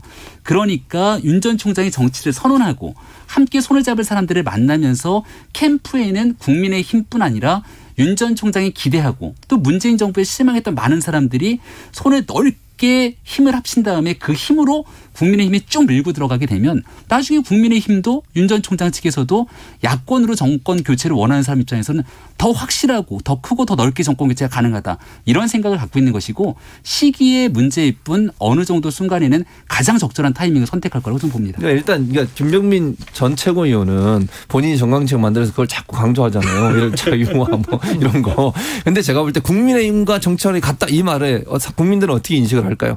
태극기 부대하고도 같이 할 수 있겠구나 이런 생각을 할 수 있어요. 그러니까 무슨 말이냐면 국민의힘이 변화하고 있고 김종인 전 비대위원장이나 김병민 전 비대위원처럼 이런 분들이 들어와서 많이 개혁을 하려고 했지만 그럼에도 불구하고 국민들이 갖고 있는 국민의힘이라는 이미지는 일정 부분 정형화되어 있는 부분이 있어요. 네. 근데 그런 부분들에 대해서 이미지가 확 씌워질 수 있거든요. 그래서 제가 그러니까 그럼에도 불구하고 윤 전 총장이 그런 얘기를 하는 것은 국민의힘의 여지를 남겨두는 거예요. 본인을 제외시키지 말라는 거죠. 고려 대상으로 놓고 봐달라는 거고 제가 볼 때는 물론 들어갈 가능성도 저는 높다고 봐요. 그러나 그 시기라고 하는 것은 제가 볼 때 최대한 늦출 가능성이 저는 있다고 보는 거죠. 김병민 의원도 비슷하죠? 늦게 들어올 것 같죠? 최대한 시기는 조금 늦추는 것이 맞다고 생각하고요. 정치는 순간순간 타이밍에 맞춰서 국민들의 관심을 쫙 끌어내야 됩니다. 얼마나 좋은 국민의 관심이 되겠습니까? 그때그때 순간에 맞는 일들이 필요하기 때문에 지금 당장 국민의힘에 서둘러 입당하는 순간 오히려 국민의힘에도 윤석열 전 총장에게도 컨벤션 효과라는 게 다 사라지기 때문에 지금은 때가 아니다. 하지만 그렇게 길게 끌지는 않을 것 같다는 생각입니다. 준비하고 있는 것 같아요. 뭐 수순이 있는 것 같습니다. 아무튼 조국 전 장관이 본인의 SNS에 죽창가 영상을 다시 올렸어요. 이게 어제 윤 전 총장의 발언 때문인 것 같습니다. 한일 관계 수교 이후에 가장 열악해졌고 2년 편향적인 죽창가 부르다가 여기까지 왔다 이 얘기했는데 한일 관계가 지금 좀 나빠요. 열악한 거는 맞는데 이거를 죽창가로 이렇게 얘기하는 거는 어떻게 보셨어요? 아니 저는 그 한일 관계 수교 이후 가장 열악해졌다 맞는 현상인데 이 이유가 원인이 뭔지를 얘기해야 된다고 저는 생각해요. 왜 이렇게 됐습니까? 누구 때문에 우리가 그렇게 했습니까? 일본이 일방적으로 이렇게 하는 거예요. 본인들의 정치적 이해관계 때문에 아베라고 하는 사람 또 지금 이제 스가 이런 분들이 우익들을 끌어모으기 위해서 우리나라의 어떤 이런 독도 문제라든지 또는 뭐 이완부 할머님들 문제라든지 아니면 강제징용 문제 이런 문제 가지고 논란을 삼고 있는 거 아닙니까? 제가 일본 취재 가서 제일교포분이나 한국식당 하는 분들한테 한일 관계가 언제부터 나빠졌습니까? 다 얘기하면요. 이명박 정부에서 그렇죠. 이명박 전 대통령이 임기 말에 지지율이 떨어지니까 독도를 방문했어요. 맞아요. 그리고 나서 일왕에게 좀 폄훼하는 비아냥거리는 얘기를 해서 그때부터 나빠진 거는 맞잖아요. 그때 나빠졌던 수준과 문재인 대통령 정부 시절에 일본과의 관계가 최악의 국면으로 치달았던 것들을 비교해 보게 된다면 과거에 잘못했던 한 장면을 가지고 그게 모든 것들을 결정짓다가 이게 좀 어려워. 거기부터 묶고 더블로 가네요. 일단은 제가 중요한 건 어제 윤 총장이 언어를 얘기하면서 쉽게 얘기하려고 하는 스타일이 있었던 것 같은데 가장 쉽게 설명하는 게 죽창가를 끄집어낸 거죠. 저는 문재인 정부의 한일 관계에서 제일 아쉬운 게 이런 겁니다. 잘한 부분들과 잘못된 부분들을 나눠야 되는데 정작 중요하게 얘기할 때는 온데간도 없이 사라지는 거예요. 가장 대표적으로 후쿠시마 원전 오염수 방출에 대해서 가장 세게 얘기할 때가 바로 문재인 정부 아닙니까? 예. 근데 지금 외교적으로 문재인 정부가 쓸 수 있는 카드가 마땅치 않으니까 여기 대해서는 제대로 말을 못해요. 정작 국민들의 생명과 안전을 담보하기 위해서 확실하게 해야 될 때는 하지 못하고 국내 정치 안 하다니 지금 잘 무슨 못해요. 말이에요. 하고 있어요. 국내 정치 속에서 근거도 없이 과거 이런 말을. 2019년도에 문재인 정부가 대일 관계를 굉장히 악화시켰던 때랑 비교해 보게 된다면 이 모든 것들이 국내 정치랑 연결된 것은 아닌가라고 하는 의구심을 가지게 그게 됩니다. 아니라니까요. 제가 말씀드렸잖아요. 일본이 자기들 일본 국내 정치 지금 스가 일본이 잘못하고 있는 건 그건 기본 전제 조건이고요. 그러니까 얼마나 지지율이 떨어진지 아시잖아요. 지금 올림픽 문제 때문에도 스가의 그 지금 지지율이 엄청나게 악화하고 있어요. 이러다 보니까 아베든 스가든 본인들의 지지율을 끌어올리기 위해서 한일 관계를 악화하고 일로를 끌고 가는 거예요. 작지 정치 쟁점화하고. 그러니까 우리가 이거는 우리가 조절할 수 있는 문제가 아니에요. 그들은 그들 나름대로 국내적 문제 때문에 우리나라와의 대결 관계를 만들려고 하고 우리는 가능한 한 협상하고 합의하려고 하고 그리고 위안 발매 문제나 강제징용 문제는 이거는 사법의 문제인 거지 이게 정부가 나서서 해결할 문제는 아니고 그리고 우리 정부는 뭐라고 얘기했습니까? 그러면 이 판결은 나왔으니 이 판결에 대해서 양국 정부가 열심히 노력해서 그러면 해결방을 찾아보다 몇 번을 노력을 했어요. 몇 가지 안도 제시했고 3가지 안을. 일본 절대로 안 받습니다. 이거 절대로 할 수 없다. 이런 식으로 나오는 나라가 그들 나라의 그 정치적 이유 때문에 이런 행동을 하는 것이 마치 현 정부 문재인 정부의 실책인 것처럼 얘기하는 건 저는 바람직하지 않다고 보고요. 문재인 정부는 이렇게 가는 거잖아요. 외교 문제와 이 문제는 분리시켜서 가자고 얘기를 하는 거예요. 그대로 가면 되는 건데 일본이 자꾸 이걸 정치 문제 외교 문제를 연결시켜 가지고 자꾸 공격을 하고 있는 상황인 거죠. 알겠습니다. 이 잘못한 거는 맞고 하지만 이쯤 되면 떠오르는 인물이 윤미향 아니겠습니까? 왜 또 거기서 또 윤미향으로 가요? 케이스 윤미향원이니까 이런 거로 대변되는 모습들의 상징이 딱 갖춰지게 되면 야 이거 정치를 이용하는 것 아니냐는 생각이 김병민의 단독 드롭을 말릴 수가 없습니다. 자 여기에서 휘슬이 울려가지고 오늘 게임은 여기서 마무리하겠습니다. 2584님께서 윤석열 일본과의 관계까지는 과외 공부를 아직 다 못해서 그래요. 그건 맞는 것 같아요. 아직 외교 안보에 대해서는 아직 조금 공부를 더 해야 될 것 같습니다. 윤석열 후보 얘기 나눴는데 대권 열차 출발한 민주당 후보들 얘기는 앞으로 계속 나눠보겠습니다. 아이고 시간이 부족했어요. 이슈 티키타카 여기서 마무리합니다. 최진봉 김병민 최진봉 감사합니다. 네, 고맙습니다. 정치 피로, 사건 사고로 인한 피로, 고달픈 일상에서 오는 피로. 오늘 시사하셨습니까? 경험해보세요. 들은 날과 안 들은 날의 차이. 여러분의 피로를 날려줄 저녁 한 끼 시사 추진우 라이브.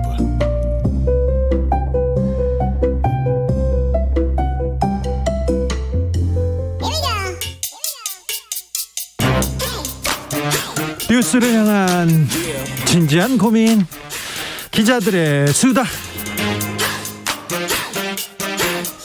라이브 기자실을 찾은 오늘의 기자는 발로 뛰는 기자입니다. 한결의 김민아 기자 어서 오세요. 네, 안녕하세요. 기자는 현장에 있어야 돼요. 발 빠른 게 가장 중요한 것 같습니다. 어제 기자회견장 가셨어요? 네. 갔었어? 저희 후배가 갔고요. 그렇지. 저는 문자만 보내요. 김민아 기자 정도 되잖아. 김민기 정도 되면 이렇게 문자 보내요. 그래가지고 야, 이 질문해. 그러면 기자들이 이렇게 스마트폰을 보고 질문하잖아요. 그런데 저는 기자회견장 가서 한마디 이렇게 질문하는 게 그렇게 재밌더라고. 맞아요. 근데 사실 저희 회사는 투표에서 떨어져가지고 못 들어갔어? 기자회견장 안에 못 들어가고 1층에서 봤습니다. 이 시사인은 들어갔는데. 네, 맞습니다. 질문한 것도 봤습니다. 네, 시사인에서 사면 문제 물어봤었죠. 네네. 자, 김민아 기자. 네. 국민의힘이 바빠지고 있습니다. 윤석열 전 총장 움직이고 그다음에 다른 후보들 바빠지고 있죠. 네, 맞습니다. 너무 이제 윤석열 총장에 대한 기사가 쏟아지고 있어서 너무 많이 나온다. 네, 지금 것은 아까 뭐 추미애 전 장관도 얘기했는데 윤석열 전 총장에 대한 좀 칭송 기사도 많이 나오고요. 네. 기사가 너무 많이 나와요. 그런데 이제 검증 기사도 나오고 그래야겠죠. 네? 다른 야권 주자들이 약간 좀 불편한 기색을 보이고 있습니다. 우리도 있다 이렇게 좀 뽐내려고 여러 가지 행사를 하고 있습니다. 황교안, 홍준표 계속 움직이고 있습니다. 네, 맞습니다. 오늘 홍준표 의원은 또 한 번 윤석열 총장한테 조금 맹공을 퍼부었는데요. 어제 공약을 발표했는데 네, 다 안 나왔어요. 네네. 별로. 그래가지고 기분이 속상한 것 같아요. 그러실 수 있을 것 같습니다. 오늘도 이제 국민의힘에 입당한 뒤로는 처음으로 초선 의원들의 그 모임에 참석을 하셔가지고 뭐 본인과 가족이 국민에게 도덕적으로 당당한지 검증을 해야 한다. 예. 어떻게 보면 윤석열 그 총장의 X파일 내용인 거죠. 예. 그 얘기를 다시 한번 꺼내면서 좀 압박을 하는 모습을 보였습니다. 네. 그런데 아무래도, 예. 근데 홍준표 의원한테 당신 왜 이렇게 거친 얘기 합니까? 이런 얘기 있어서 또 그에 대한 얘기도 좀 했어요. 네네. 좀 홍 의원은 당연히 윤석열 총장이 입당해서 같이 경쟁을 하면 좋겠다. 이렇게 좀 환영의 뜻을 밝히면서도 사실 1997년 대선 그리고 이명박 박근혜 경선 이런 걸 봤을 때 경선에서 얼마나 많은 것들이 나오는지 한번 기억을 해봐라. 네. 윤석열 총장도 그만큼 검증을 받아야 할 것이다. 이런 주장을 폈습니다. 아, 네. 다른 후보는요? 네, 오늘 또 황교안 전 대표 있죠. 네. 뭐 하세요? 지금 책을 이제 내놓으셨고. 책 쓰셨어요? 네, 맞습니다. 초인류 정상국가라는 책을 오늘 출판 기념회를 하셨습니다. 뭐 기도집 그런 거 아니죠? 네, 이번엔 그게 아니더라고요. 네. 지난번에 나는 죄인입니다를 네. 냈었는데 네. 이번 책에는 얼굴을 직접 이제 넣지 않고 내용으로 승부하겠다 이렇게 좀 취지를 밝히기도 했는데요. 네. 오늘 이제 연세대 백양홀에서 출판 기념회를 하고 거기에도 또 국민의힘 의원들과 지도부가 꽤 많이 참석을 했습니다. 아직도 황교안 사람들 많습니다. 네. 최재형 전 감사원장은요? 네, 맞습니다. 최재형 원장이 지금 사의를 밝히고 지금 한 3일 지났나요? 정치 참여에 대해서 고민을 하고 있는 것으로 보이는데 잠시 조금 시간을 두고 결정하겠다고 했잖아요. 네. 그게 잠시 그 정치권하고는 좀 멀어지는 척 하겠죠. 네, 근데 가만히 두지 않는 것 같아요, 다들.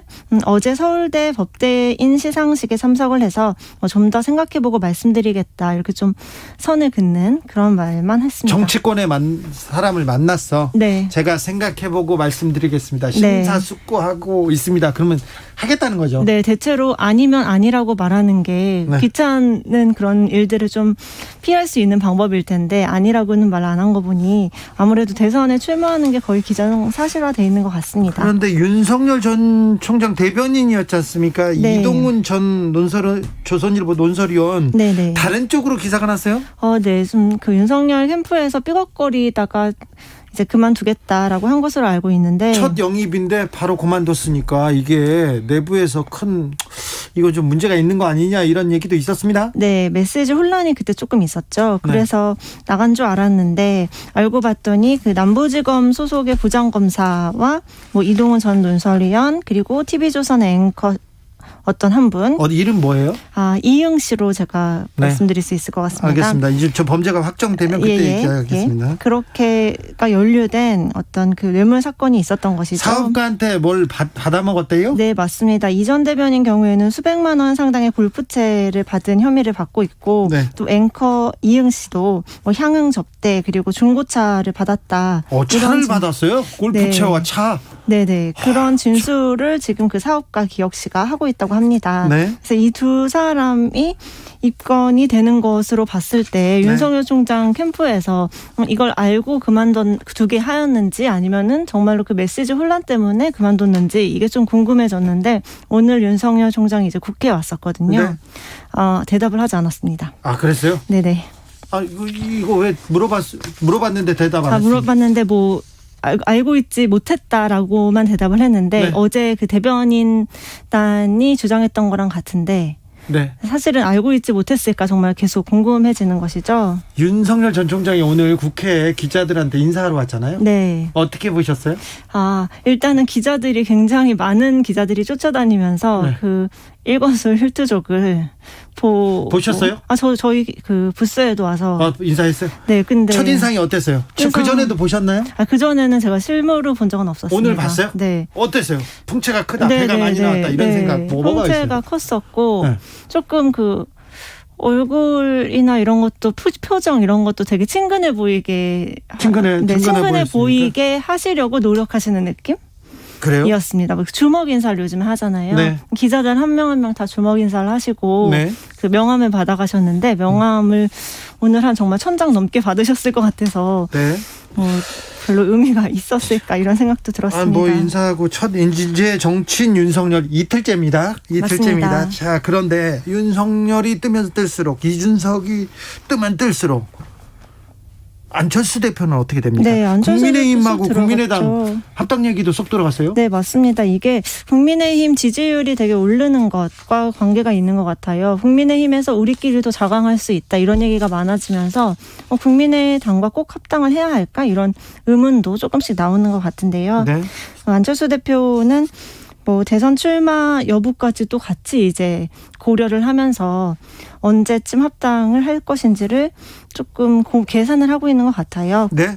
국민의당 쪽에서는 오늘 이태규 사무총장이 뭐 7월이나 8월 이렇게 좀 시점을 못 받기도 했는데요. 네. 그러면서도 뭐 안 대표가 대선 후보 경선에서 빠지면 흥행에서 굉장히 관심도가 떨어질 거 아니냐 이렇게 좀 사견을 전제로 안 대표의 출마를 요구하는 여론도 굉장히 많다 이런 얘기를 했습니다. 실제 그런가요? 안철수 대표 대선 출마합니까? 대선 출마를 접지는 않은 것으로 알고 있습니다. 그래요? 네네. 아직은 좀 관망하고 있다 이렇게 생각합니까? 아니면 관심도가 떨어져서 아니면 풀이 좀 죽었습니까? 근데 사실 저도 약간 이게 애매한 게요.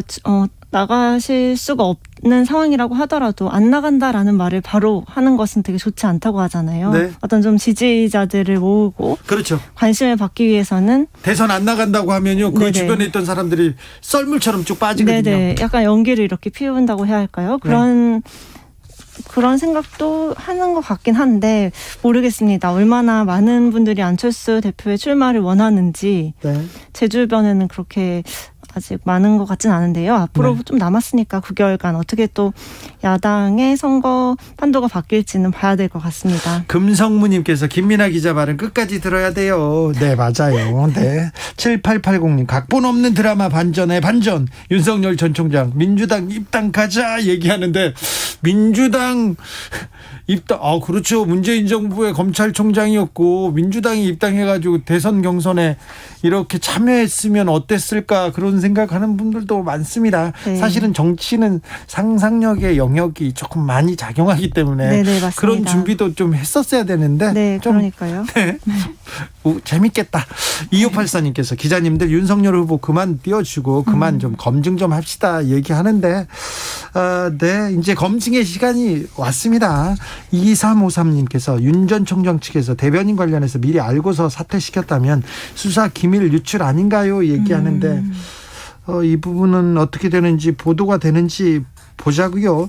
이게 그 전 논설위원회 이동훈 전 논설위원회 지금은 비리 같은데 이 부분이 어떻게 지금 드러나는지도 조금 지켜야 될 것 같습니다. 민주당은 프레스데이를 연다면서요? 이게 네. 뭡니까? 네, 프레스데이 하면은 주로 뭐 그 운동 선수들이 그렇지. 이제 시즌 앞두고 그리고 드라마에서 이제 개봉하면서 네, 그 좀 홍보를 위해서 네. 좀 이제 분위기를 띄우기 위해서 여는 어떻게 보면 행사인데요. 네. 민주당에서 이번에 프레스데이를 열고 공명선거 실천 서약을 하는 그런 행사를 연다고 하는데요. 언제예요? 이거는 다음 달 1일, 내일이네요. 네. 내일 오전 9시 20분에 합니다.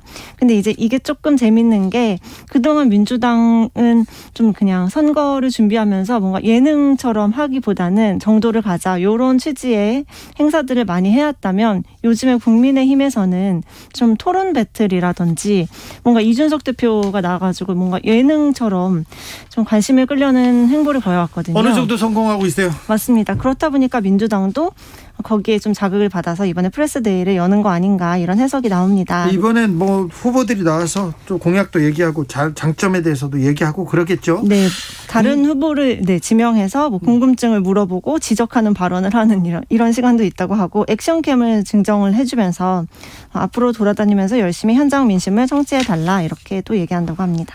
내일 한다고요? 네, 맞습니다. 국민의힘 대변인 오디션은 어떻게 돼가고 있어요? 지금 오후 5시부터 오늘 정해집니까?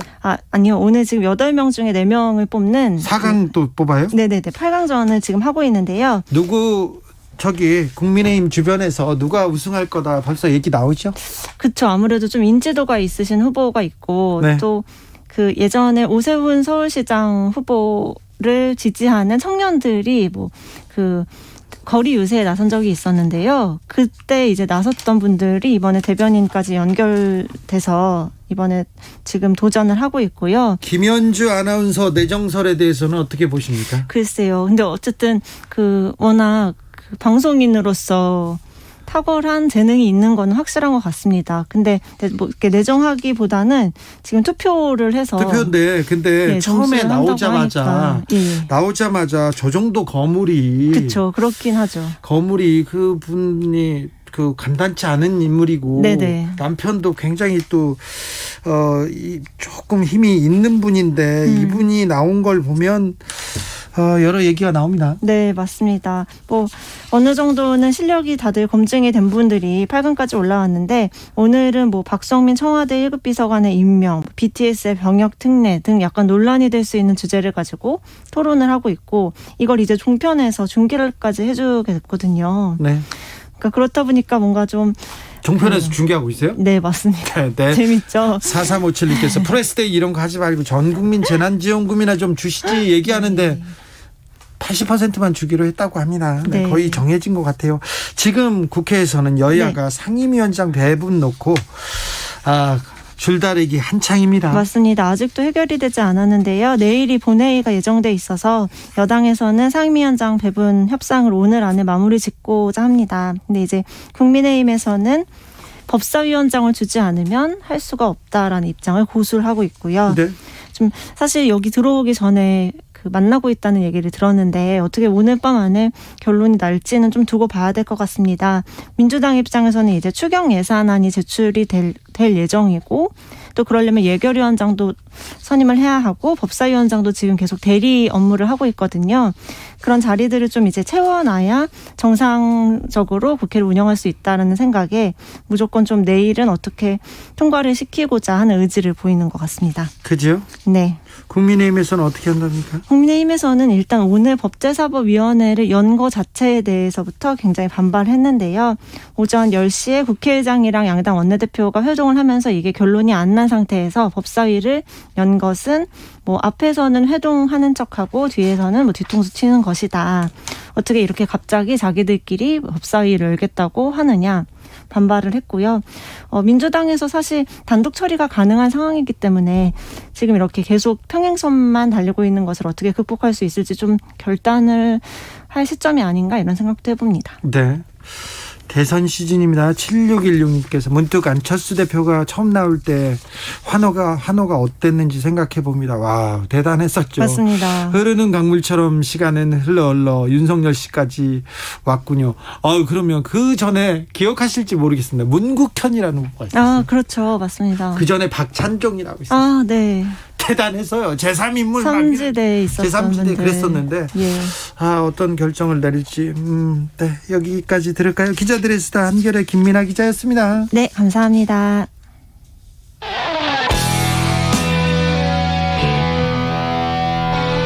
스치기만 해도 똑똑해진다. 드라이브 스루 시사 주진우 라이브.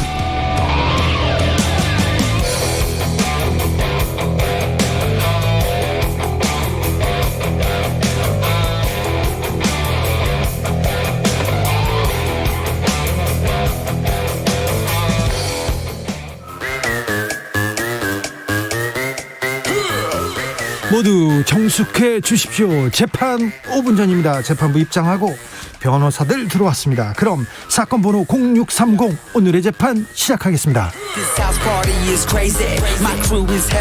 박지훈 변호사 출석했습니까? 네, 출석했습니다. 박지훈 변호사입니다. 신유진 변호사 출석했나요? 네, 신유진 변호사 출석했습니다. 군 얘기를 먼저 해볼까요? 공군 이모 중사가 성추행 피해로 극단적 선택을 한 지 시간이 좀 지났습니다. 2차 가해를 한 혐의로 상관 2명이 구속됐어요. 네. 굉장히 좀 의미가 있습니다. 이 중사의 상관들입니다. 20 전투 비행단의 노모 준이하고 이 상사인데요. 이 두 사람이 이 당시에 추행당했다라고 보고했을 때 그거 하지 마라. 그냥 모른 척 해라. 면담하자. 했던 부분입니다. 네. 그 부분이 특가법상의 보복 협박이 될 수가 있고요. 강요죄가 될 수 있어서 그 두 부분을 적용해서 두 사람을 지금 구속 기소한 그런 상황입니다. 네. 심지어 이 노준이라는 이 사람은 이 사람 네. 노준 이분이요. 네. 이분. 네. 이분이라고 부르죠. 그런데 네. 과거 회식 자리에서 이 중사를 직접 성추행한 그 혐의까지 있는 것으로 조사돼서 네. 군인 등 강제추행 혐의도 적용이 됐다고 합니다. 예. 이게 조금 가해를 일단 성추행 피해를 봤어요. 그런데 주변에서 야 뭐 동료끼리 뭐 그러냐 그러면서 그렇죠. 더 괴롭게 하는 거 이거 굉장히 심각한. 이게 이제 2차 가해긴 한데요. 네. 일반적으로는 불가능해요. 일반적으로 회사라든지 네. 군대가 아닌 일반 사회에서는 이런 일이 일어날 수가 없습니다. 네. 그렇지만 군대에서는 이게 다 직간접적으로 연결이 돼 있고요. 네. 상관이기도 하고 그 상관에게 평정을 받아야 될 상황이기도 하고요. 네. 또 동료들도 다 같이 있고 같이 단체 생활을 합니다. 그러다 보니까 이런 일이 발생하는 그게 괴로웠던 거죠. 예, 그게 가장 힘들었던 거죠. 네. 노준이가 이 사건을 은폐하고 싶었던 이유가 본인도 직접 성추행했던 적이 있기 때문에 더더욱 신고를 못하게 했던 게 아닌가. 그래서 뭐 노상사와 같이 살면서 한 번이 겪을 수 있는 일이 아니냐라고 하고 노상사는 남자친구한테까지 전화를 해서 뭐 가해자가 불쌍하지 않냐라는 얘기를 했다고 해요. 가해자가 불쌍하다고요? 피해자는요? 당연하죠. 이 말 자체가 잘못된 거죠. 아이고 조현수님께서 군대는 이미 집단 성폭행 성추행 은폐 조작 조직입니다. 조주빈처럼 군대도 범죄 조직 구성 혐의를 적용해야 된다고 봅니다. 이런 의견 주셨습니다. 윤석열 전 검찰총장이 출사표를 던졌습니다. 그런데 이제는 본격적으로 검증의 시간도 시작됐습니다. 이 얘기는 교통정보 듣고 와서 하겠습니다. 공인혜 씨. 네, 이 시각 교통정보입니다. 먼저 서울 시내 퇴근길 상황입니다. 공항 쪽 올림픽대로 한남대교 조금 못 미친 4차로에 고장난 차 서 있습니다. 동호대교부터 한강대교 사이 정체 극심하고요. 이후로도 가양대교 쪽으로 더딘 흐름입니다. 강변북로 같은 방면은 반포대교부터 성산 사이가 반대 구리 쪽 한강대교부터 암사대교 쪽으로 내내 밀려 있고요. 올림픽대로 잠실 방향 동작대교부터 암사대교까지도 1시간은 예상하셔야겠습니다. 고속도로에선 경부고속도로 서울 쪽 오산 부근 2차로에서 승용차 추돌 사고 발생했는데요. 이 구간 현재 빗길입니다. 갑작스레 쏟아진 비에 길이 많이 젖어 있으니까요. 더욱 조심히 이동하셔야겠고요. 이후 수원 부근과 판교, 달래내부터 반포 쪽으로 더딥니다. 또 청주 영덕고속도로 청주 쪽 문희 부근 2차로와 갓길에서도 추돌 사고 처리 중이고 수도권 제일순환선 일산에서 판교 쪽 김포 요금소부터 송내 사이 13km 구간 또 조남 분기점 일대로 밀리는데요. 이 사이 서운 분기점 2차로에 고장난 차 서 있습니다. 살펴 지나시기 바랍니다. KBS 교통정보센터였습니다. 주진우 라이브. 윤석열 전 검찰총장이 어제 기자회견에서 법 앞에 모두 평등해야 된다 이러면서 장모 문제, 가족 문제에 대해서도 조금 정면으로 돌파하겠다 이런 얘기를 했습니다. 자, 가족 측근 관련 재판이 지금 많이 크게 7개입니다. 7개나 있어요? 더 있을 수는 있는데 더 있을 수도 있다고요? 밖으로 보도된 게 7개거든요. 자, 일단 재판 7개입니다. 네, 조금 정리를 해드리겠습니다. 아내 부분이요. 김건희 씨 부분이죠. 검찰 수사를 지금 받고 있는데요.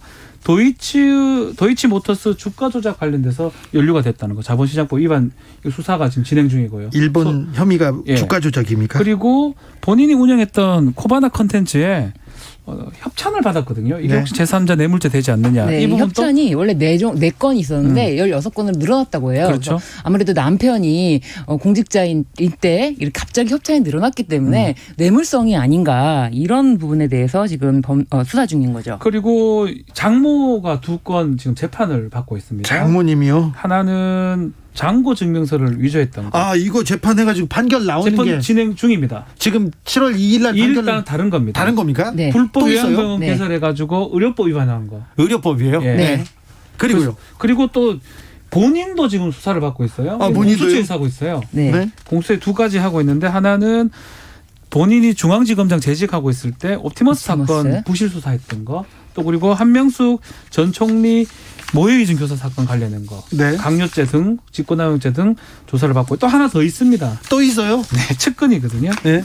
네, 측근 윤대진 소윤이라고 불리는 윤대진 검사의 친형인 윤우진 용산 세무서장의 뇌물수수 관련된 부분, 요것도 지금 조사를 받고 있습니다. 이거는 청문회 때도 굉장히 녹취록이 나와가지고 또 보도가 크게 됐었죠. 예, 그렇죠. 문제가 7개인데 여기는 드러난 것만 7개입니다. 밖으로 다 드러나고 나머지도 있을 수도 있을 것 같아요. 그런데 조금 이 부분은 유죄가 나올겠다. 이 부분은 좀 의심이 간다 그런 부분이 있습니까? 저는 뭐 지금 곧 있을 7월 2일 날 금요일 날 있을 요양병원 관련된 부분은 이거는 4명이 이제 공범입니다. 네. 1명은 징역 4년 받았고요. 2명은 집행유예를 받았어요. 3명, 그러니까 4명이 같이 일을 했는데 3명이 지금 다 유죄를 받았어요. 받았는데 이 사람 이제 장모는 몰랐다고 하고 그 당시 불기소되거나 입건되지 않았던 이유가 뭐냐면 4명이서 각서를 적었는데 장모 너는 여기 면제해주겠다라고 그 각서를 근거로 지금 빼줬던 책임 면제 거거든요. 각서. 네. 사실은 국가행정권이라는 게 우리끼리 너는 각서 쓴다고 괜찮다가 해서. 되는 게 아니에요. 뭐 그 지금 보도된 내용대로라면 조금 무죄보다는 유죄가 될 가능성이 높지 않을까. 자, 7월 2일 날 네. 재판에서 유죄가 나오면 네. 그러면 윤석열 후보한테는 어떤 영향을 미칠까요? 상당히 불편할 거예요. 사실 10원 한 장, 뭐 네. 얘기가, 뭐 사실은 이 출마 선언 아니면 정치 선언하는 과정에서 그런 얘기 없었다고 하긴 했지만, 네. 그 옆에 있는 정진석 의원이 했던 말이거든요. 네. 뭐 지어낸 말인지는 알 수는 없지만, 그렇다면 출마 선언 하자마자 한 3일 만에 그 말이 번복되는 상황이 생기는 겁니다. 예. 그래서 다른 사람들은 7월 2일 재판을 보고 움직일 거다 이런 얘기도 했었는데 그냥 6월 29일 날 강행했어요. 오히려 7월 이 재판을 보고는 움직이기가 쉽지가 어렵죠. 않죠. 네, 운신의 폭이 좁고. 아, 그래서 빨리 움직였다. 그리고 또 한간에는 그 잔고증명서 위조랑 그리고 그 관련해서 부동산 실명법 위반, 그 자신의 명의로 산 것이 아니기 때문에 이런 부분에 대해서는 거의 피할 수가 없을 그렇죠. 것이다. 이런 이건 재판 보도가 중입니다. 이런 보도가 있고 또 그리고 윤우진 전 용산 세무서장 이 사건에서 이제 개입된 것, 무혐의로 받게 해준 것이 이게 굉장히 사실은 이례적이다. 어떻게 그 윤우진 전 세무서장이 해외로 도피했던 피의자가 국내로 들어왔는데 무혐의 처분을 받지라는 것에 대해서 굉장히 이거는 이례적이기 때문에 이 부분에 대해서 변호사를 그 당시에 이렇게 소개해주고 이런 부분이 조사를 해보면은 크게 문제될 수 있다 이렇게 보도가 되기도 합니다. 또 뭐 근데 청문회에서 좀 많이 언급됐기 때문에 네. 그 부분을 뭐 새롭게 하기에는 조금 이게 좀 딜레마입니다. 이게 이 정부의 검찰총장이었거든요. 네. 그 당시엔 야당이 공격했었고요. 그렇죠. 당시 모 언론사에서 이걸 보도했다 난리가 났었어요. 네네. 뭐 난리 뉴스타파죠. 네네네. 난리가 나고 뉴스타파 후원 끊기고 난리가 났었어요. 그런데 그 건을 지금 새롭게 조사한다는 거는 한번 지켜봐야 될 것 같고요. 어디에서 조사해요? 중앙지검입니다. 중앙지검에서 네. 조사합니까? 검사들에 대해서 검사들이 조사를 잘 못했는데 이번에는 어떻게 하는지도 좀 지켜볼까요? 그렇죠. 네. Life is beautiful 님께서 그렇다고 장모를 포기합니까? 라고 할 듯 얘기합니다. 그런 얘기도 있죠. 네, 다음 재판으로 넘어가 보겠습니다. 조국 전 법무부 장관의 오촌 조카 조범동 씨에게 유죄 확정 판결이 내려졌습니다. 조범동 씨는 뭐 펀드 매니저 그런 일을 해왔죠. 사모펀드를 뭐 운영하고 이 부분 판결을 받았는데 이 판결의 의미에 대해서 좀 알려주세요. 네, 1심, 2심하고 같이 나왔다고 보면 될 것 같습니다. 네. 가장 중요한 범죄는 횡령을 한 거예요. 네. 회사 돈을 자기 돈인 것인 양 써버린 게 횡령이고 금액이 크기 때문에 특정 경제범죄 가중처벌법상 횡령, 또 자본시장법 위반 등등이 적용돼서 1심, 2심 대법원까지 가서 이제 더 이상 다툴 기회가 없습니다. 자, 징역 4년 확정인데 네. 여기에서 또 중요하게 봐야 되는 게 자, 조범동 씨의 이 유죄 판결이 이 권력형 비리였나 조국 전 장관 아니면 정경심 교수하고 연관성이 있는지 이 부분은요? 네. 이 부분에 대해서는 1심 판결에서 명확하게 판단을 한 부분입니다. 권력형 뭐 범죄였다라는 것은 아니다라고 하면서 이 부분에 대해서는 뭐 전혀 그 제출된 증거로서 확인이 안 된다라고 판결문에 확인이 됐고요. 1심에 그랬는데 2심에서도 확인했고 대법원에서도 그렇죠. 확인했죠. 네. 그러니까 저 조범동 씨는 잘못한 거 맞고 횡령한 건 맞는데 네. 권력형 비리는 아니다. 결국 뭐 이 범죄가 확인되는 거는 조범동과 특히 정경심 교수 관계에서는 뭐 어떤 횡령이라든지 권력형 비리는 없고 딱 하나 정도 확인되는 것 같습니다. 증거인멸 부분이죠. 네. 빼달라고 했던 거. 예. 이 정경심 교수 남매를 빼달라고 했다라는 그 부분만 뭐 공모 내지 관계성이 있다라고 지금 확정이 된 것입니다. 자, 이번에 유죄 판결에 네. 그러면 정경심 교수가 조범동 씨한테 가서 막 펀드 들고 그랬잖아요. 네. 그거 잘못한 거는 없어요? 지금 미공개 정보 이용하고 일부 유죄됐던 게 있거든요. 네. 이 대법원 확정 판결대로라면 2심에서 그 부분은 무죄가 될 가능성이 높습니다. 아, 그렇습니까? 네. 정경심 교수한테 좀 교수 재판이 지금 얼마 남지 않았는데 사실은 좀 달리 났었거든요. 네. 그 정경심 교수 재판도 지금 진행 중이고 아마 곧 8월에 판결이 날 결심하고 것 판결이 날 같습니다. 것 같습니다. 나는데 크게 큰 틀에서 입시 비리하고 사모펀드 부분하고 저기 증거인멸 부분입니다. 그 중에 사모펀드 부분의 일정 부분이 지금 미공개 정보 이용했던 거 유죄가 일부 됐습니다.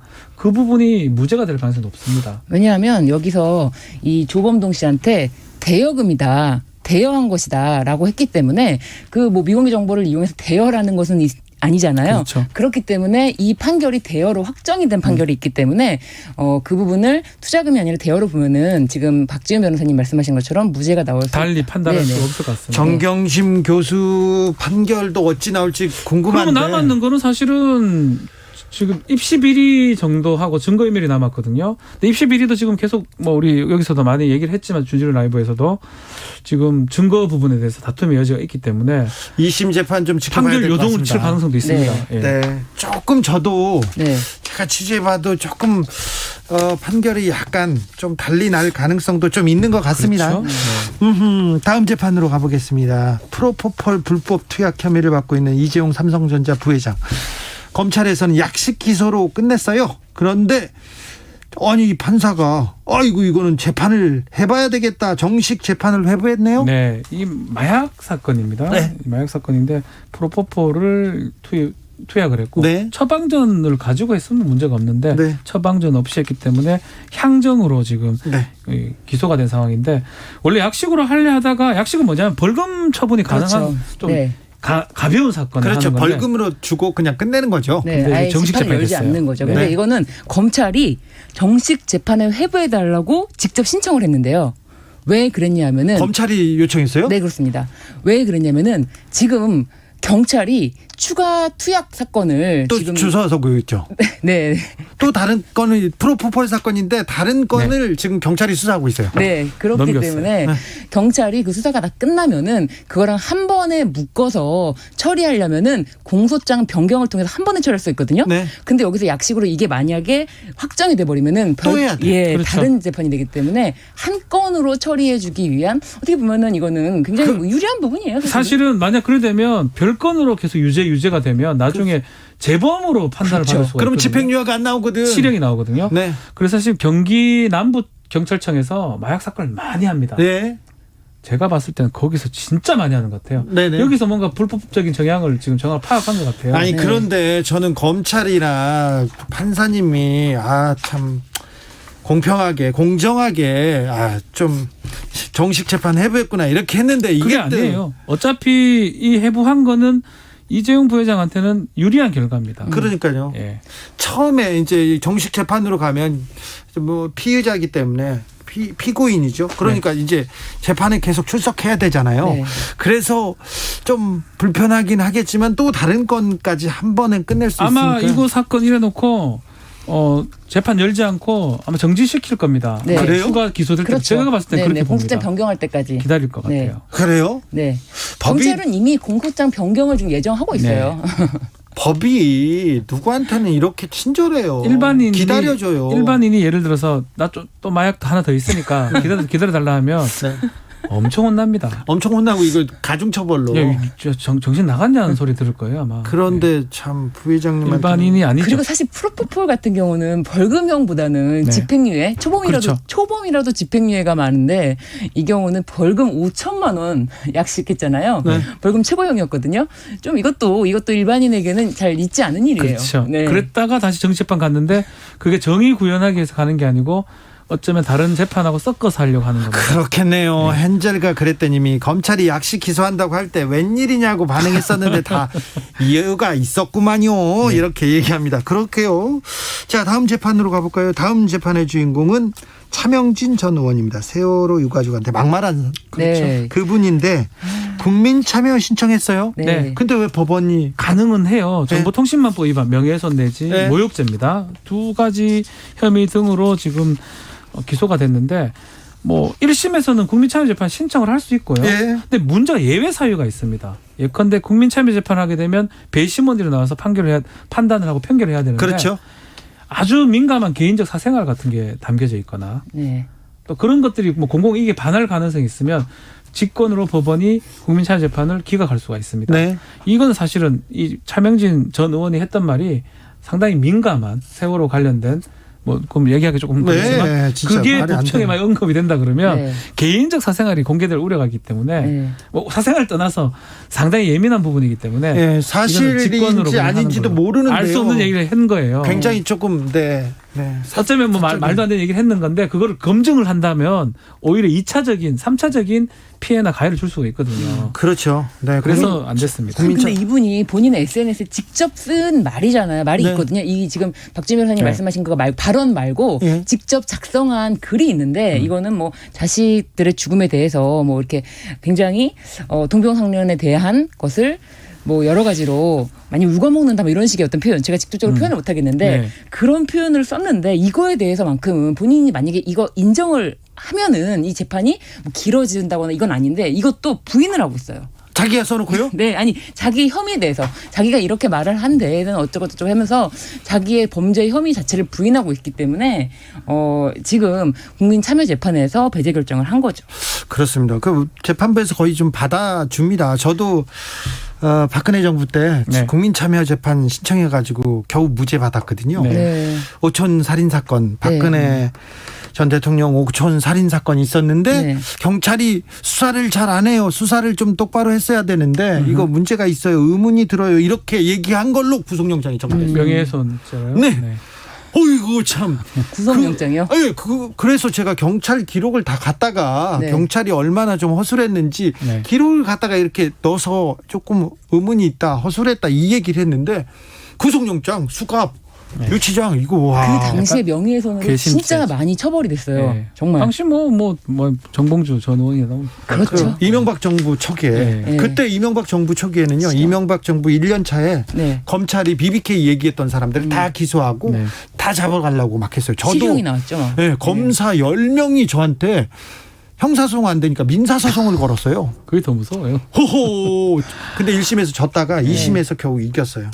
국민참여재판 얘기가 나와서 또 재판 얘기는 제가 또 제가 기자가 아니라 제가 우리 법조인으로 살고 주진우 있어요. 진행자가 썼던 그 책을 보면서 네. 이 사람 참 제대로 재판 당했구나라는 네. 걸 제가 느꼈어요. 아, 네. 저 구치소나 교도소에서 예. 사법 할거 그거 얘기해도 됩니까? 괜찮습니다. 본인 제 거라고? 책이에요. 예. 네.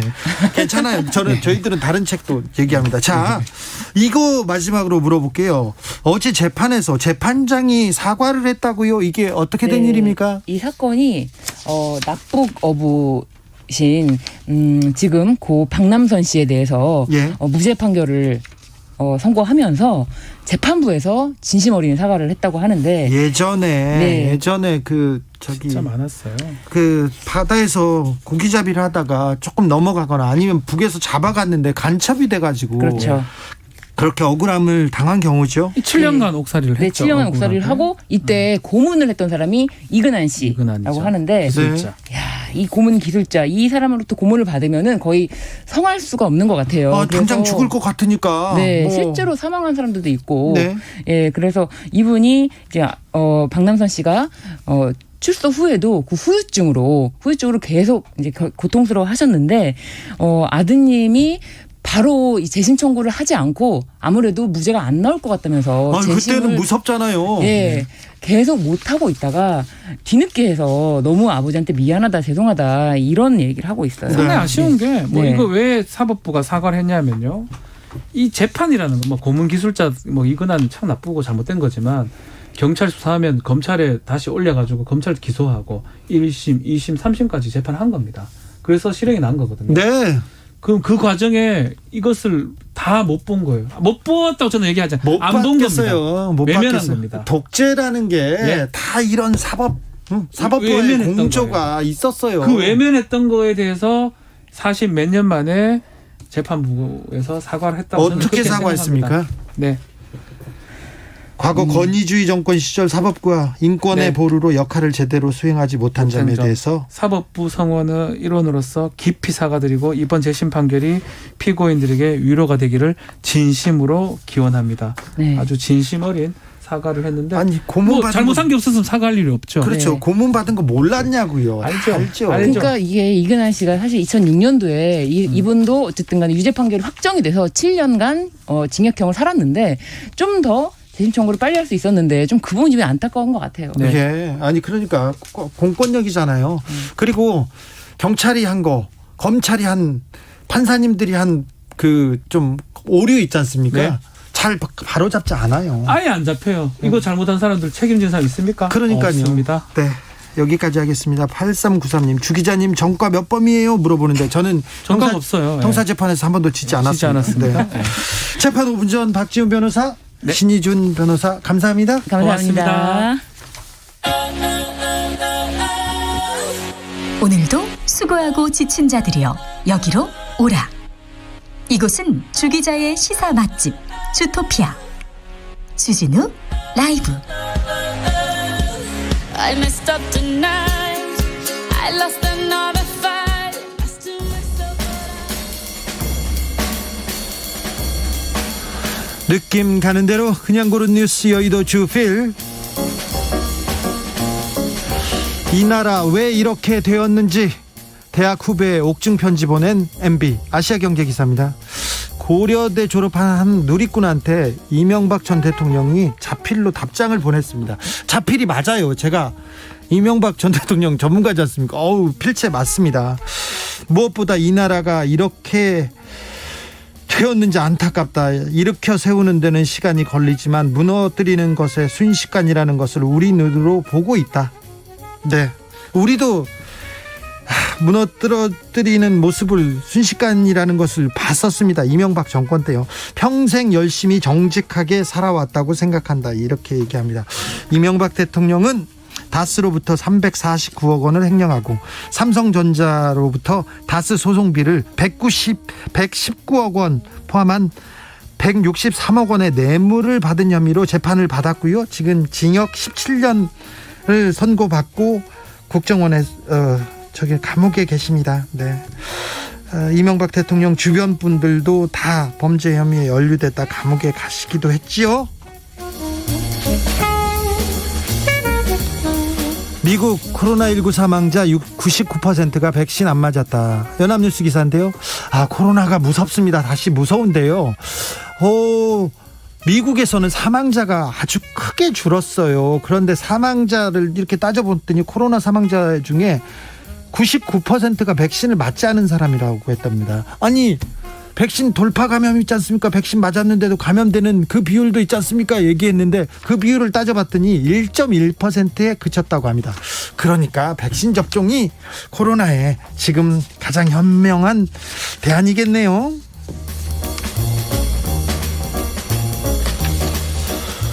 캐나다가 47.9도, 원인은 열돔, 심각해진 기후변화 경종. 연합뉴스 기사입니다. 캐나다 하면 무슨 생각나십니까? 얼음, 만년설, 오로라 막 이런 거 생각나는데 캐나다 서부의 브리티시 컬럼비아주의 최고 기온이 무려 47.9도입니다. 47.9도. 이게 아랍의 사막이 아닙니다. 미국 포틀랜드 시애틀 기온도요 28일 날 46.6도 42도였대요. 제가 포틀랜드 딱 이맘때 가본 적이 있었는데 그때 20도였어요. 20도대였어요. 그래서 너무 선선하고 좋다 이렇게 생각했는데 지금 전 세계 각 지역에서 최고 기온 갈아치우고 있습니다. 이게 압력솥과 같은 효과를 내는 아주 열섬 효과. 그래서 유럽도 폭염과 열대야에 시달리고 있다고 합니다. 아라비아 반도도요, 이란도요, 인도도요, 러시아도요 계속 덥다고 합니다. 2020년에 역사상 가장 뜨거운 해라고 했는데 올해는 벌써 신기록을 계속 깨고 있어요. 기후변화 이거 심각한 위기입니다. 그래서 우리도 지금 뭐라도 해야 됩니다. 찾아야 됩니다. 캐나다 폭염 피해 수영장 찾은 야생 곰가족 KBS입니다. 폭염이 캐나다 서부, 미국 서부 강타했다고 아까 말씀드렸잖아요. 그래서 캐나다 야생곰들이 너무 더워서 주택가로 내려와 가지고요, 수영장을 습격하고 있다고 합니다. 새끼곰 한 마리가 시원한 물로 막 다이빙하고요, 그러면은 엄마 곰도 따라와서 같이 물놀이를 즐기고 있다고 합니다. 참, 곰도 수영해야죠. 추운데 내려와야죠. 네, 어쩔 수 없습니다. 너무 더워서 기후가 너무 위기라고 몸부림을 쳐서 날씨가 더운 것 같습니다. 지구야 미안해, 환경을 위해서 뭐라도 해야지, 이렇게 다짐해봅니다. 조혜숙님께서 이 나라 왜 이렇게 됐는데, 본인이 얼마나 큰 공을 참아서 참 많이도 세우신 분인데 왜 모른 척 하십니까? 서운합니다. 이렇게 얘기합니다. 이명박 전 대통령한테 하시는구나. 네. 아울시티의 핫에어 발룬 들으면서 저는 여기서 인사드리겠습니다. 저는 내일 오후 5시 5분에 돌아옵니다. 지금까지 주진우였습니다.